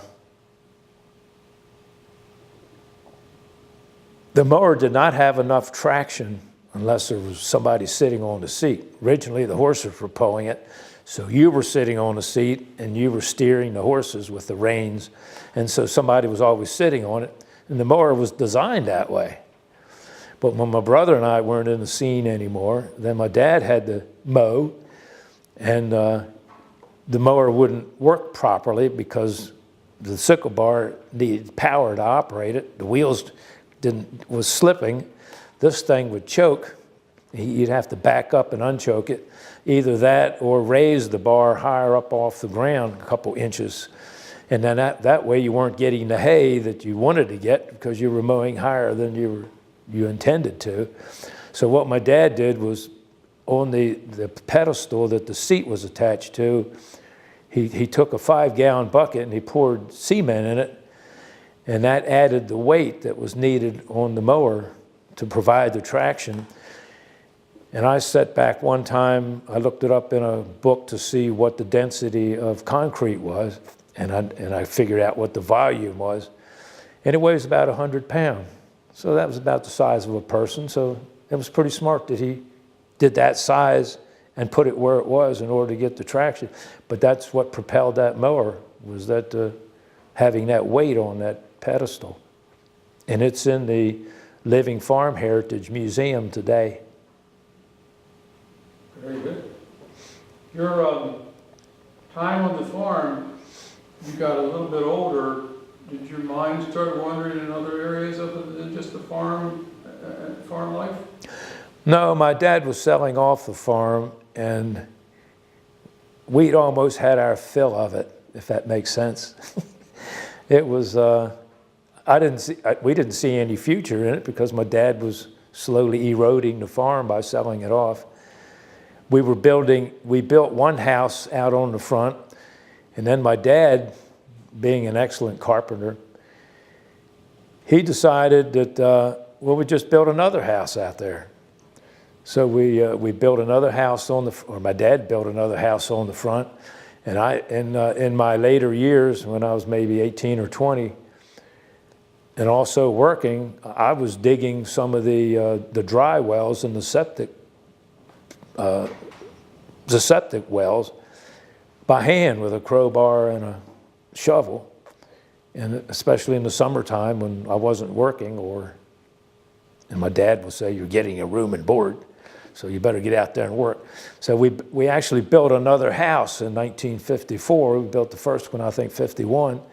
Built the second one in 54, and that's the house I live in today. And then when that house was built and complete, my dad had a 2-car garage underneath of it, and he needed dirt to put around it so he could get into the garage. And where was the dirt going to come from? It was going to come between the 2 existing houses that were there. And so my dad set out with a bulldozer, hired somebody, and bulldozed the dirt around the house. And my mother more or less said, "What are you going to do with that?" He said, "I'm going to build another house there." So now on the front of our property, 600 feet back off the road, there are 3 ranch homes that my dad built, with my brother and I helping in different ways, especially putting the shingles on the house. When I was putting shingles on, you had to stop putting them on at 10 o'clock in the morning in the summertime because the roof just got too hot. You just couldn't put your hands on it. And so when I was done that, then I would start digging one of the trenches for the septic system with the pick and the axe, and pick and the shovel, I mean. Interesting. Let me ask you a couple other questions, though. Let's go back to when you were young, where you're on the farm with your brother, working hard, and it could be in your teen years or when you're 10, when you're 10, 11, 12. Do you remember any kind of injuries on the farm? Yeah, one time we were pouring concrete for a step at the farmhouse, and my dad had the tractor. It had a pulley on the back of it, and that was running a cement mixer. It was one you could buy anywhere, but it had a handle on it, and it was pretty good size. You put cement in it, and then you put sand in it, and then you put water in it, and it keeps on mixing, And we were pouring that thing, and Dad went in the house to do something, and he told me to grease the grease fittings that were on the mixer, because it has Zerk. We call them Zerk. They were grease fittings that you took a grease gun and you greased these fittings. And when I was doing that, of course, grease is slippery, and I should have known better. My hand slipped off the grease gun, and my finger went down into the gears that were turning the cement mixer and tore the end of my fingernail off. And it still feels funny today, but it took the end of it tore my fingernail out. And rather than go to the hospital, my mother just patched it up and put a little thing on the outside of it, and it stayed that way. I mean, I never went to the hospital, but the fingernail came back probably in 10 months or something. It comes back. I don't remember any other injuries, let's say. Well, my dad had a few attacks of kidney stones and stuff like that, but they weren't injuries per se. We dumped the bicycles a couple times, got scuffed up. And then, nope, that's about it, injuries-wise.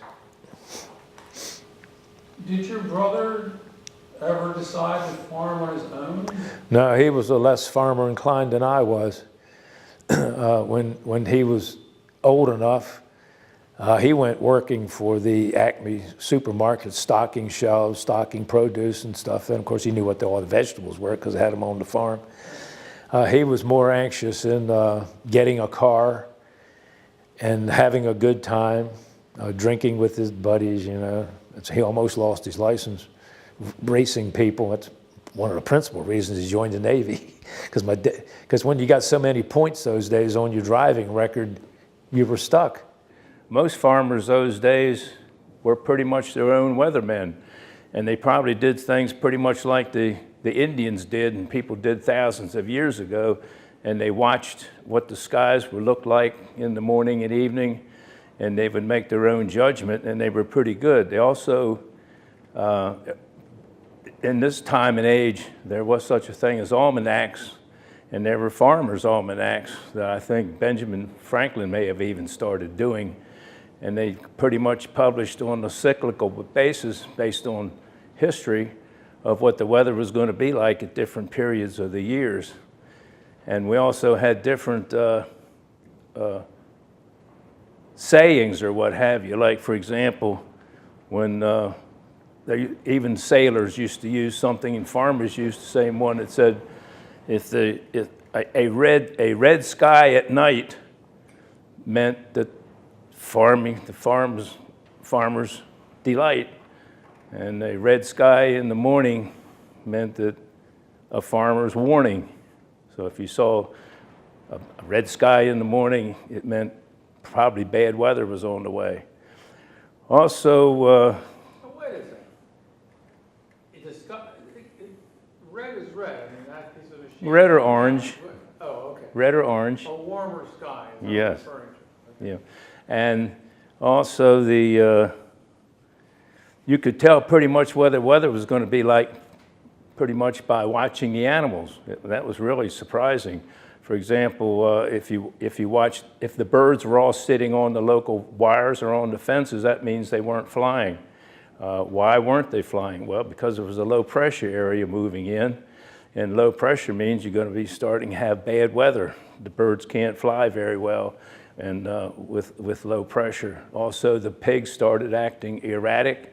The chickens were acting kind of strangely because it affected their inner ear, and that told you that perhaps bad weather was coming.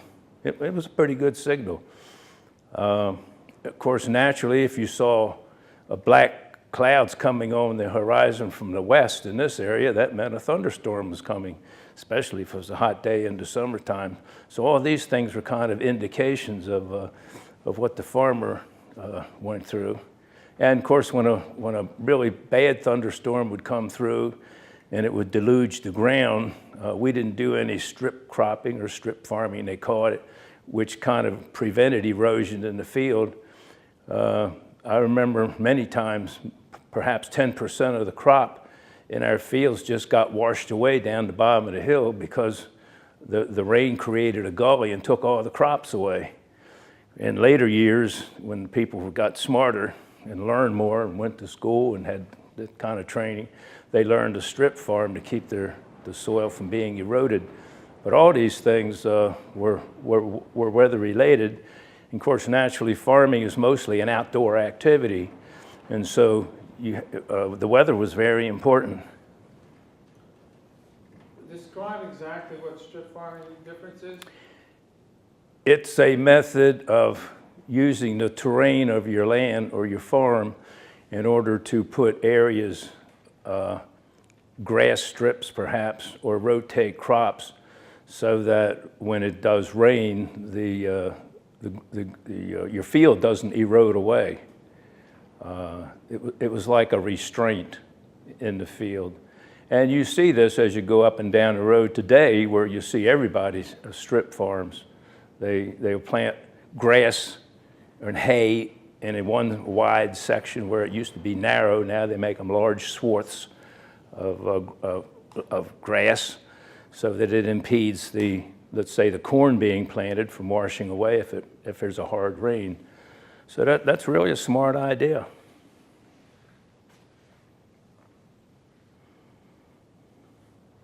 Did I ask you if you had any mishaps in or around the farm growing up? No, we never had any mishaps that I recall. Well, yes, my dad, we had the Farm All B tractor, and one day we were at school, and we came home, and the tractor had its steering wheel and its muffler bent and broken off. And we thought, gee, what happened here? And it turned out that my dad had removed a fence line at the front of the farm. He had taken out the steel posts, and he took out all the wooden posts. The wooden posts were almost always hickory because that was the strongest wood, didn't rot. And anyway, having taken them all out, it was nothing left but the honeysuckle row, which was maybe 4 feet high. And so in order to mash it down so he could burn it, we burned things over there, he took the tractor and he went down the honeysuckle row to mash it down. And as he was going down, lo and behold, there was one post he hadn't seen, and it was a leading post. And the tractor ran up that post and went up totally over and tipped over, and my dad just jumped off of it in the nick of time before it tipped over. And that caused the tractor the steering wheel to break and the muffler to break off. And we used the tractor for a long time without a muffler. It was noisy, but that's the way it was.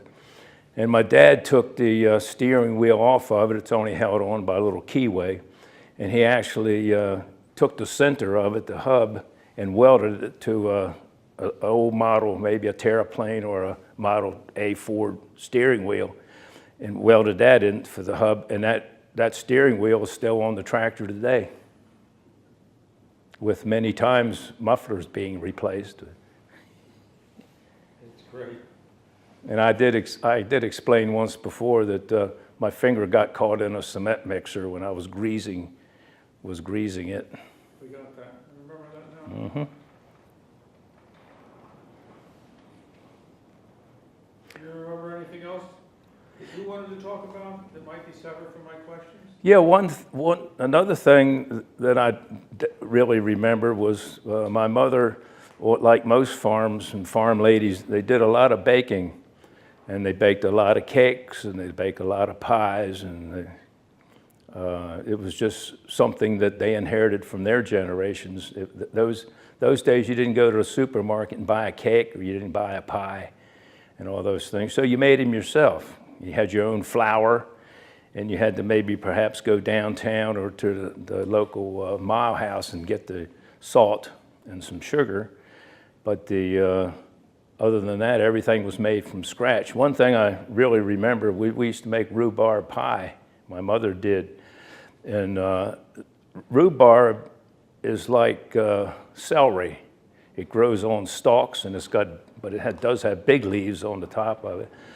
And when it's tender and young in the springtime growing, it's a little tangy, but when it gets older, it gets really bitter. And it takes a little bit more sugar to make a rhubarb pie than it does, like, let's say, a sour cherry or a apple pie. But it's really good. My mother would always make extra portions of it, other than what was put into pies themselves. And we'd eat that as dessert, as a separate dessert, because she made so much extra of it. But that was really good. And I don't think there is such a thing as rhubarb pie anymore, but we really loved it. And to make it even taste better or differently than just the rhubarb, you could add apples to it. That made it really good. Or you could add blueberries or peaches to it. And that was the rhubarb pie with a little extra special flavoring. It's kind of interesting. I haven't thought about it before, but a lot of I'm wondering if a lot of the women, the wives and the grandmothers, had ever had side businesses. What did you used to call those? The little, you have a table out on the road and you would sell your vegetables off. There's a more proper name for that than what I'm describing. Well, that's known as a truck farm. and that's, well, selling vegetables on a roadside stand, and that was our business as that was our livelihood as we were growing up, as I explained in the formal session. But, the women were involved in them as much as the vegetables needed to be gathered out of the garden. The vegetables were the little items, the beets and the carrots and the cabbage and we even had popcorn, but the parsley, whatever grew in rhubarb and asparagus, bound up with a red string cord and taken out on the roadside stand. Whatever would make 10 cents or 25 cents or 50 cents, whatever was there, the lady would normally gather those things to get them ready. And of course, when you took a head of cabbage, there was a lot of leaves and stuff on the outside of it. In other words, you had to prep it, much as cabbage today in a supermarket. When it's put on the shelf, you'll see the food handlers, they prep it. They take the outer layers off of it, and you would do the same thing if you were going to sell it on a roadside stand. And the bigger stuff, like the tomatoes and the sugar corn and the picking of the strawberries and the raspberries and the blackberries, when they came in season, that was normally done by the men or the older or the younger or the older children, the boys and the girls out in the field. So you and your brother helped your mom occasionally? Yes, I mean, when it came to, let's say, preparing the tomatoes to can them, preserve them, I remember many times you boiled the tomatoes first to get the skin to peel off real easily, and then you'd peel the skin off, and then Mother would, sometimes you'd cut them in half, sometimes you cut them up in really small pieces, sometimes you stuffed the whole tomato in there once you took the rind off of it. You didn't preserve it with the rind on it. And you did the same thing with, I didn't even mention peas and string beans, and all those things were also sold on the roadside stand. We had many, many hundreds of feet of rows of something like string beans. And we had lima beans up on poles and a wire. They had vines on them that grasped the wire as they grew. And the lima beans were a really popular item. So when you were little, some of that got divided and some of it got sold, and that you kept for the family. Where did that get preserved before you could use it? Well, I will say one thing. We didn't make any distinction between what we ate at the house and what we sold on the roadside stand, because it was all in the same entity. But there was particular times of the year when you preserved and canned things, and that's when they were fresh. There was no other time. And you would, like peaches and tomatoes and peppers or anything else, they were all canned and preserved on the stove in cooking water. And then they had jars that had sealing lids on them. They were rubberized lids that had a ring on them.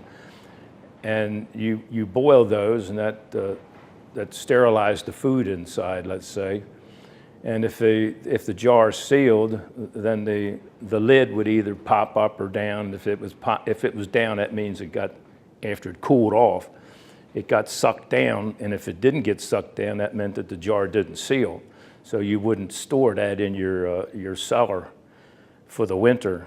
And everything we ate was stored, was preserved or canned, we called it, or cold packed was another word they used. And it was stored in a cellar underneath of the house. And I explained that before.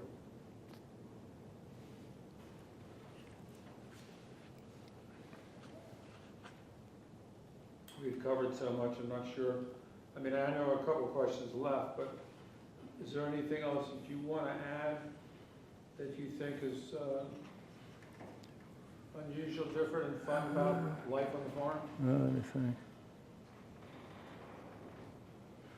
No, other than we can pursue if I miss farming and what I think of farming today.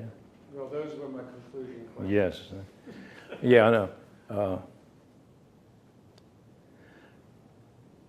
No, all I know is that when you're working on a farm, you're outdoors, and you're subject to your equipment. It's part of you. All your animals on the farm are part of the family, whether they're the chickens and the steers, or the cows, or your disc harrow, your hay loader, whatever they're all part of you, and you need to keep them operating.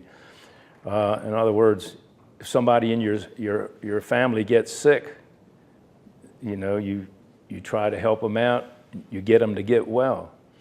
If your binder or your hay loader is sick, you need to get it well, you need to get it fixed. So we were kind of one big happy family, and we all had to look out after each other. The binder had to do his job, and we had to do our job in order to keep that binder running, or whatever the equipment was. And just about every farm back in my time that had a forge on it. A forge is a blacksmith shop sort of type thing. And when we needed something repaired, my dad would go into the forge and he would make it steel. When he built the barns that we had in the chicken houses, they all needed reinforcements in the corners, for example, and the hinges and all that kind of stuff. He actually made them in the forge. We didn't go to Clarkson, Ellicott City, and buy them. Why buy them when you can make them? They might have looked crude, but they did the job. And where did he learn blacksmith? From his father. His father had a forge right there in the horse barn, and I don't remember too much about it, and I never saw my dad do too much with it, but he learned that from his dad. Those days you could buy, well, not in those days, but 100 years ago, from Sears Roebuck or Montgomery Ward, you could buy the complete forge with everything imaginable in it, including all the tools necessary, the apron that you wore in the blacksmith shop. It all came in a kit. All you had to do is pay for it, and it probably cost like $15 then for the whole thing, which today would probably be $150 or $200, but 150, I mean, that would probably be like $2,000 today, but you can't even buy them today. But you check an old Sears or Ward's catalog and you'll find a complete forge right in the catalog, and that's how my grandfather got it. And I think in my grandfather's early time, it would have came from Burley Manor, where he was at that time. Forgot where I was headed. I guess that can happen. I thought you made a complete thought out of it. Yeah.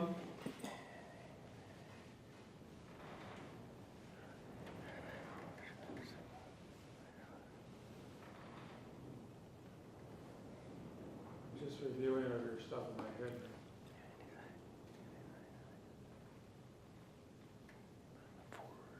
So you look back and you see all this experience you've had and all the experience that was shared with you by your grandfather and your father, and even somebody from your brother. Your sense of farming, can you kind of describe your sense of farming now? Like, what do you see farming as? I don't want a comparison between the time of past and now, but just what does farming mean to you now? Well, farming to me now, other than the really big farms, seems to me kind of antiquated.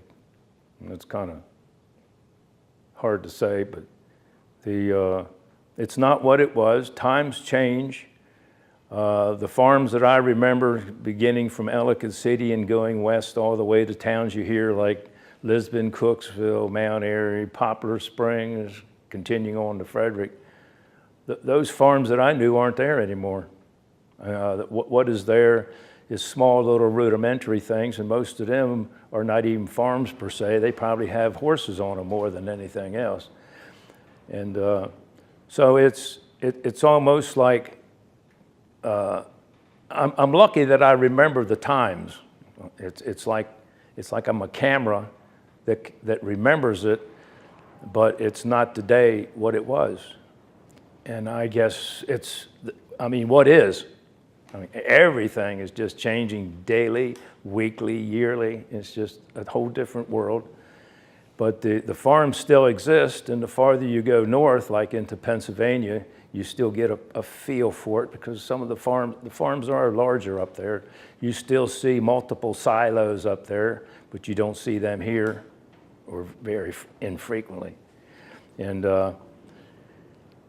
so just based on Howard County, it's between Baltimore and Washington and central Maryland, it's not a farming community anymore in the sense of being a farming. When we're going to go back a bit to the care of the horses. And those horses, again, like you said about the various equipment and yourselves needed to maintenance and needed care. How are you getting the medical care for the horses, or you know, what you know of, either way?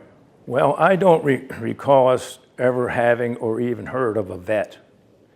What you had to do is take good care of your animals, and you had to learn what they tolerated and what they didn't tolerate. In other words, if you kept them in a nice closed-in, they can keep themselves warm. You had to make sure that they didn't get out where they might get pneumonia or some kind of, or something that would be detrimental to their health. So as long as your mind was always on the fact that, yeah, I'm nice and comfortable in this home here, a wood-burning stove, and it's 0 degrees outside, but how are my animals? Are they being tended to? Because like I was saying, machinery and the animals, they're part of your family. And if you don't take care of them, they get pneumonia or have to be put down.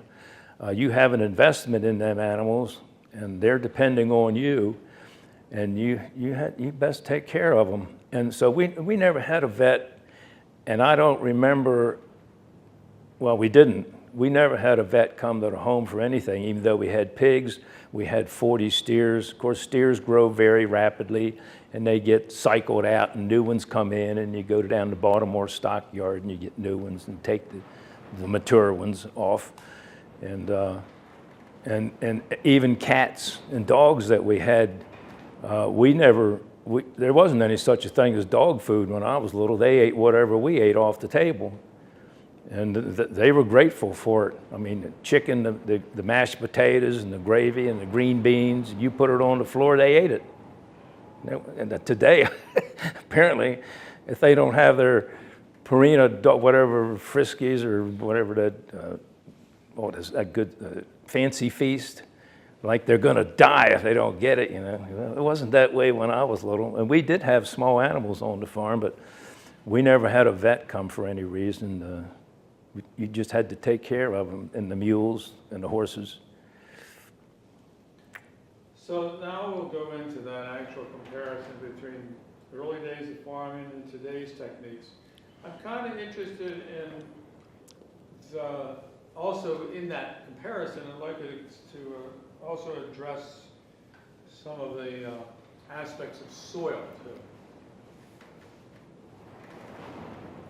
Oh, well, some farms had good soil and others didn't. You only had to go like a mile or two from your farm, and maybe the next farm over, the soil was really good and very fertile and very dark, and maybe your soil might be clay and not doing too well. And whatever it was, you had to be smart enough to know how to use what's available to you, that is manure out of the barn. You might have to supplement it with fertilizers and things like that. But the condition of the soil was very important, and you had to figure out what was best for the soil in order to make it fertile. I mean, there are some things you don't want to put on your fields, like chicken manure of some types, and from some animals. Some animals don't have the kind of manure that you want to put on your field. Whereas a cow manure or steer manure, you even bought special equipment to get it onto the field. That was a manure spreader. And one of the other gentlemen was explaining that some people, every day, they emptied out the barn of the cow or steer manure they had, And we did what some of the other people did. We let the manure accumulate all winter in the barn by just continuously putting down straw. And then as the animals come in, they compacted it. The animals, I mean the steers, because we kept 20 steers in the wintertime, but we had 40 in the summertime. And the summer was 20 was about all the barn could handle. And so that got compacted, but then just coming in to eat all winter time. And in the springtime, as you might imagine, when it came time to back the manure spreader into the barn and fork it out with it was really tight. And you could break a pitchfork trying to get it loosened so you could throw it into the manure spreader. And I know I broke a couple pitchforks doing that. And then the manure spreader was a very interesting operation. It had a track on the bottom of it, and as the wheels went around, we didn't have a power takeoff, nothing sophisticated. We had an old horse-drawn manure spreader, and it would be dragging the manure back to the beaters in the back, and then when it got to the back, it would throw the manure out into the field. It's really something to see if you haven't seen one, but it really works. And of course, all those machines worked, or we wouldn't have had them, or farmers wouldn't use them. But everything was important to know what the crop needed in the way of supplements, like fertilizers. Some fertilizers were 5-10-5, some 10-10-5, you know, and they all did different things on the field. And you didn't want to, if you put it on too strong, it was going to burn your crop. If you put it on too light, or got too light of a nitrogen or something, your crop might do anything. So you had to get the correct formula. And all of it was available from the local store, wherever they sold fertilizers.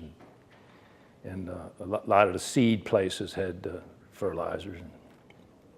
Fertilizers is a nasty business. It's nitrates, it's alkaline, gets on your skin, it can burn you. You got to be careful with it. It's nasty. Who do you owe your farming knowledge to? Totally my dad, because my dad was the only person I knew was my mentor. I mean, there wasn't anyone else. My dad had brothers.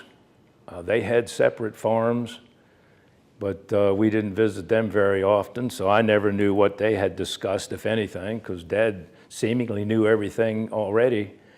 And I just watched everything he did, like every other young fellow did on the farm, and learned from that regard. Otherwise, there's no way you're going to absorb all this knowledge unless your father or your grandfather relays that to you, your knowledge. In other words, there wasn't hardly anything that they didn't ask you to do. And as some other farmers that you've interviewed have said, that they would have you driving a tractor even though your mother thought it wasn't safe. You'd be out there doing it anyway, only because they wanted you to learn it and they wanted you to do it because they needed the help. They needed the work. Now you say, what would happen if they never had any children? Well, I can't answer that question. I don't know how a farm would survive. And many farms did no longer survive because the children weren't interested in farming. And that's one reason why some of the farms met their demise.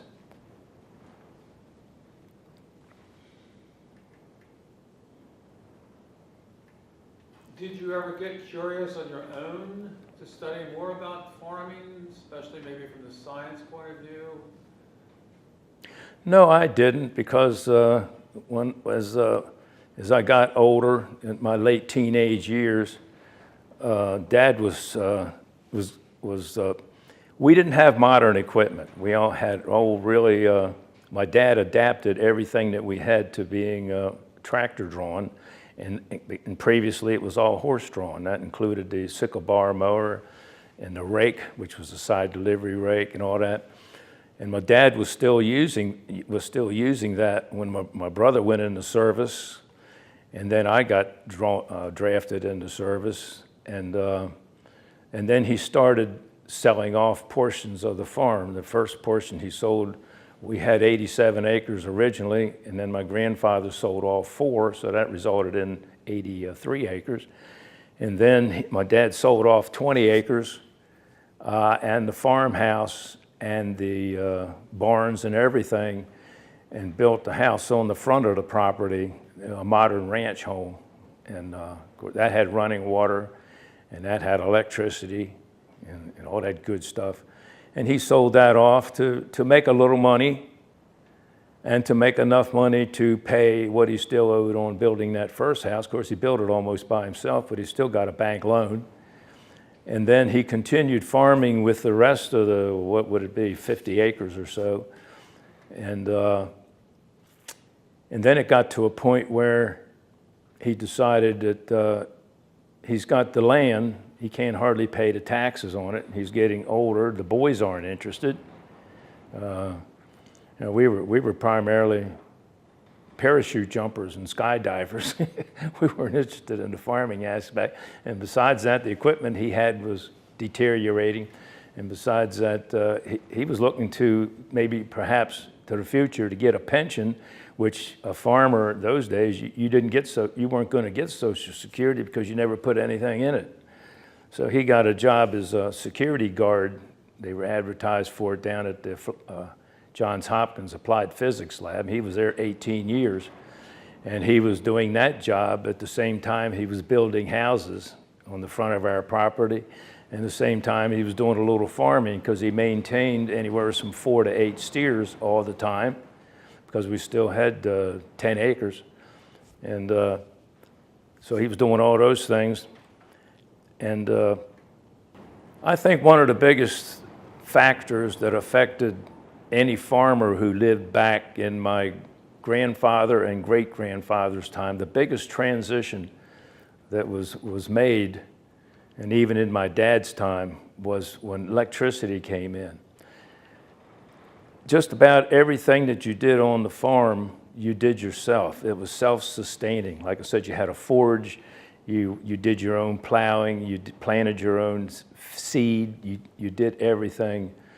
But all of a sudden, like everything else evolving, electricity came, and it was put into your house, and it was this new revelation. You had lights that didn't flicker, they didn't make an odor, they were consistent. You know, you turn them on, you turn them off. What could be easier than that? And you also could have these modern things like refrigerators, a radio, which we didn't have before. You could get a radio from Sears and Ward's that operated on a battery, dry cells, but they were almost unheard of, but people did have them. And all of a sudden you had something you couldn't control. And also you were paying a monthly electric bill, which you never had before. You never had any bills. But this electric bill comes in every month and you have to pay it. And also, if something would happen to the electricity, well, you at least learn how to put a new fuse in the fuse box, and you had to keep different kind of amp fuses on hand. But if the system, and I'll call it the system, if it needed fixing or repairing or something, you couldn't do it. And that was a shock to people who gradually got electricity, because here's something you had no control of. And many a farmhouse has burned down because of electricity, whereas before, when there wasn't electricity, you might overheat the fireplace, or the second floor might burn down because the fireplace was too hot at the top, or your chimney. But electricity could burn it down just as easily, particularly if it wasn't sized correctly. You kept adding items to it. You put in new lights, and you bought in new accessories. Maybe you had a refrigerator and that was fine, but now you wanted a little freezer. And that thing, you know, you're blowing fuses one after the other. And a lot of people would put a penny behind the fuse in order to not have it blow. And sooner or later, you're going to have a fire in that fuse box and you're going to burn the house down. So all those things came about. And that was all a shocking result, a life changer for the farmer when he got electricity. Your dad is at Howard County Fair. And this guy comes walking up to you, because he knows that he saw you when he was a little kid at one of your school presentations when the bell kept ringing and he came around and now it's 5 years later and he's getting ready to do something in this whole thing that he's excited about called farming. He's not sure what to do. He comes up to you and he says, "Can you give me some advice, Art, about farming?" How old is this gentleman? He's like in his early teens now.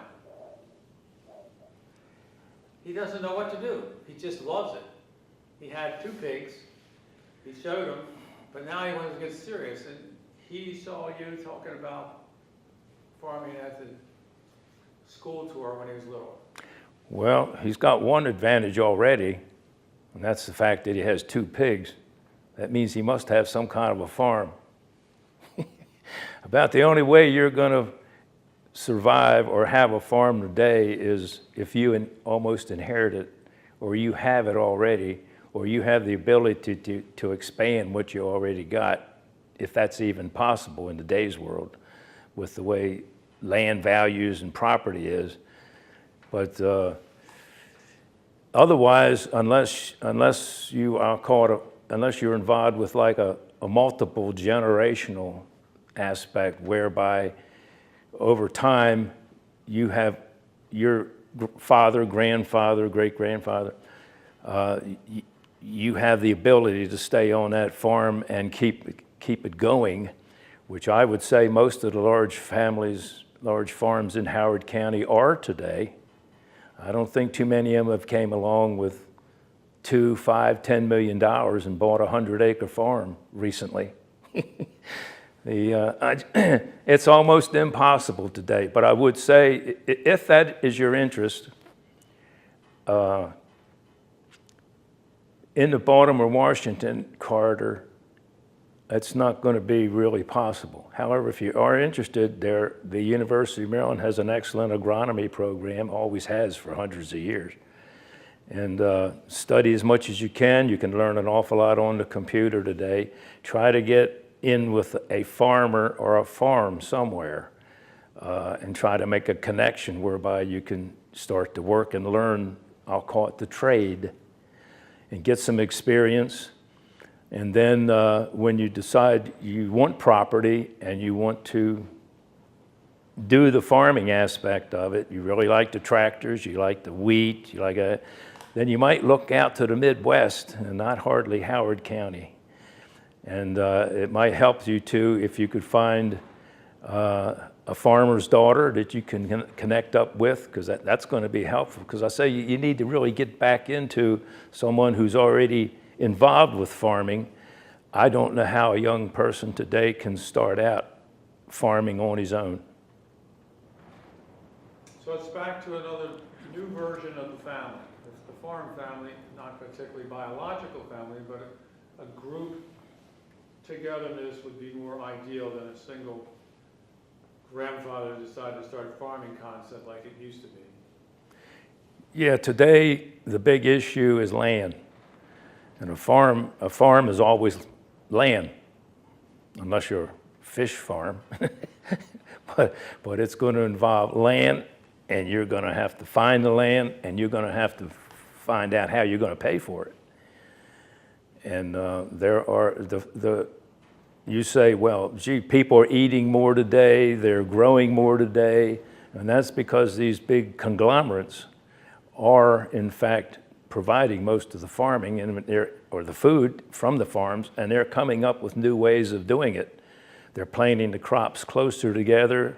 They've got new breeds of corn and sugar sugar corn is what your cornflakes and things like that come from, and your pizzas. The farmers or the conglomerates or whoever's raising the food, they have to have the new chemicals, they have to have the new technology, the new laboratories in order to make the grain or even the chickens and that. And to a certain extent, that's already underway, because chickens used to be free range and you had a chicken yard on a farm or something. Now they're all being caged into one little small thing. It's not humane in some way, shapes, or form, but you asked all the Tysons and the Purdue, they think it's humane and nobody's complaining. But I mean, everyone wants their fried chicken and their broiled chickens and all that, and they're available at the market. There's no shortage of it, but it's only because the people who do those things are so much smarter today, and they have new technology and new IT, and there's laboratories that are creating better stocks of corn and wheat and all that, the grain. One thing I remember back was wheat today. Wheat fields when I was little used to be, wheat used to grow like three feet high. Today you'll see it maybe 2 feet high. And that was because the cities no longer need straw, and that's one of the principal reasons to make the straw and have, not only to get the wheat off of it, but to bale the straw and take it into the city and sell it. The only place you see straw today is probably when some developer is planting grass seed out for somebody's new $1 million home. So there's no need for straw much anymore. And so also when the wheat grew so tall, and a wind would come along and it would blow it over, the wheat heads would catch each other, and the first thing you knew, you had a whole wheat field there that was all wallowed down, that they couldn't hardly get the binder or the combine underneath of. So the farmers really wanted shorter wheat. 2 reasons. They didn't need the straw anymore, and they didn't want to suffer the damage that the wind would do when the wheat was so tall, I mean. And so that's why today, when you get down the road, you see all the wheat is very short. And sometimes here at the Living Farm Heritage Museum, I noticed that when they plant the wheat, they can't get the tall wheat because it's not available anymore. And the binder is made for tall wheat, and sometimes it's tough to be able to adjust the binder just so we can get the string around it to get a bind on it because the wheat is so short. But that's by necessity. That's things that have happened over the years, things that have changed. We don't need the straw anymore, so why waste it and have it detrimental to Equipment, combines, binders. they all were good size, but medium size. Now they're all elephant size. Which, in your knowledge, came first? The farmer demanding larger equipment to be more efficient, or the manufacturer saying, we're going to make bigger equipment because we want to encourage you into having vast farm acreage to work? I think the answer to that totally is labor. Labor got to a point where it was just too expensive to have tenants live on the farm in order to do all the work. So naturally, you look for a machine that will do several different things instead of just one, and then require a lot of labor. The binder probably took probably took 5 people, somebody on the horse or on the tractor, and somebody on the binder, and 3 or 4 gleaners in the back. I'll call them gleaners. They stacked up the shocks, and if you could get a combine, you could do all that in one operation, so that saved labor. When they found out it was no longer efficient to have modern equipment, in order to have something bigger, you need to do more, because the thing costs a lot of money. You had to support now more land, and so the binders or the combines got increasingly bigger. And today, you can harvest several hundred acres of wheat. I don't know if you can do it in one day or not, but it only takes 2 people. You got 1 man in the binder and 1 man in a truck, and the wheat is going from the combine into the truck. And it comes out just as clean as it did in the thrashing machine.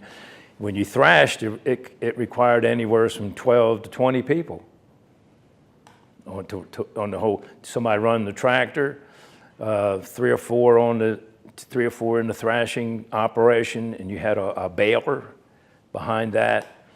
A thrashing operation required different functions on the machine. But it was also not good in the fact that when the wheat needed to be gotten done or finished or reaped, maybe the thrashing machine wasn't available. It was a gamble. This way the farmer could go out in the field and say, it's not quite ready this week, we'll wait till next week, and then when it's ready, it's all done. It was a very big improvement. So farming today is, I would, the question was the machinery. That was done, just about anything today, even the factory. The factory that I worked in had 400 people when I went there, and when I left there, it had 150, because machinery took over everything. With the NC, the numerically controlled punches, and all that, and the purpose of that was to get rid of the labor, and that's nothing new. It just has gone on for generation after generation, and that's probably why they're. But the crazy irony of it is there's more and more people than ever. Yeah. I mean, in the bigger picture, what are they going to do if we're making machines to take away labor, and we got more people growing up to be labor force? Well, that's always a question in my mind, but there are answers, and there's just so many other things to do. IT but most of the work I consider today to be sedentary. You're not out in the fields doing anything anymore. And that reminds me of something I read somewhere. Actually, I heard it on the radio. In 1900, the question is, what is the profession that most men are engaged in? And the answer was farming. That was 1900. The question is, in 1940, what was the profession that most men were engaged in? And that was manufacturing, the factories. In the year 2000 and 2010, what was the profession most men were engaged in? And the answer was driving. They drive something, even if it's a tow motor or 18-wheeler or a cab or everything you see going up and down the highway, maybe even down at the docks or in trucks. They're driving something. And supposedly today, that's the biggest men's jobs, is driving things. That's kind of funny to comprehend when you think about it.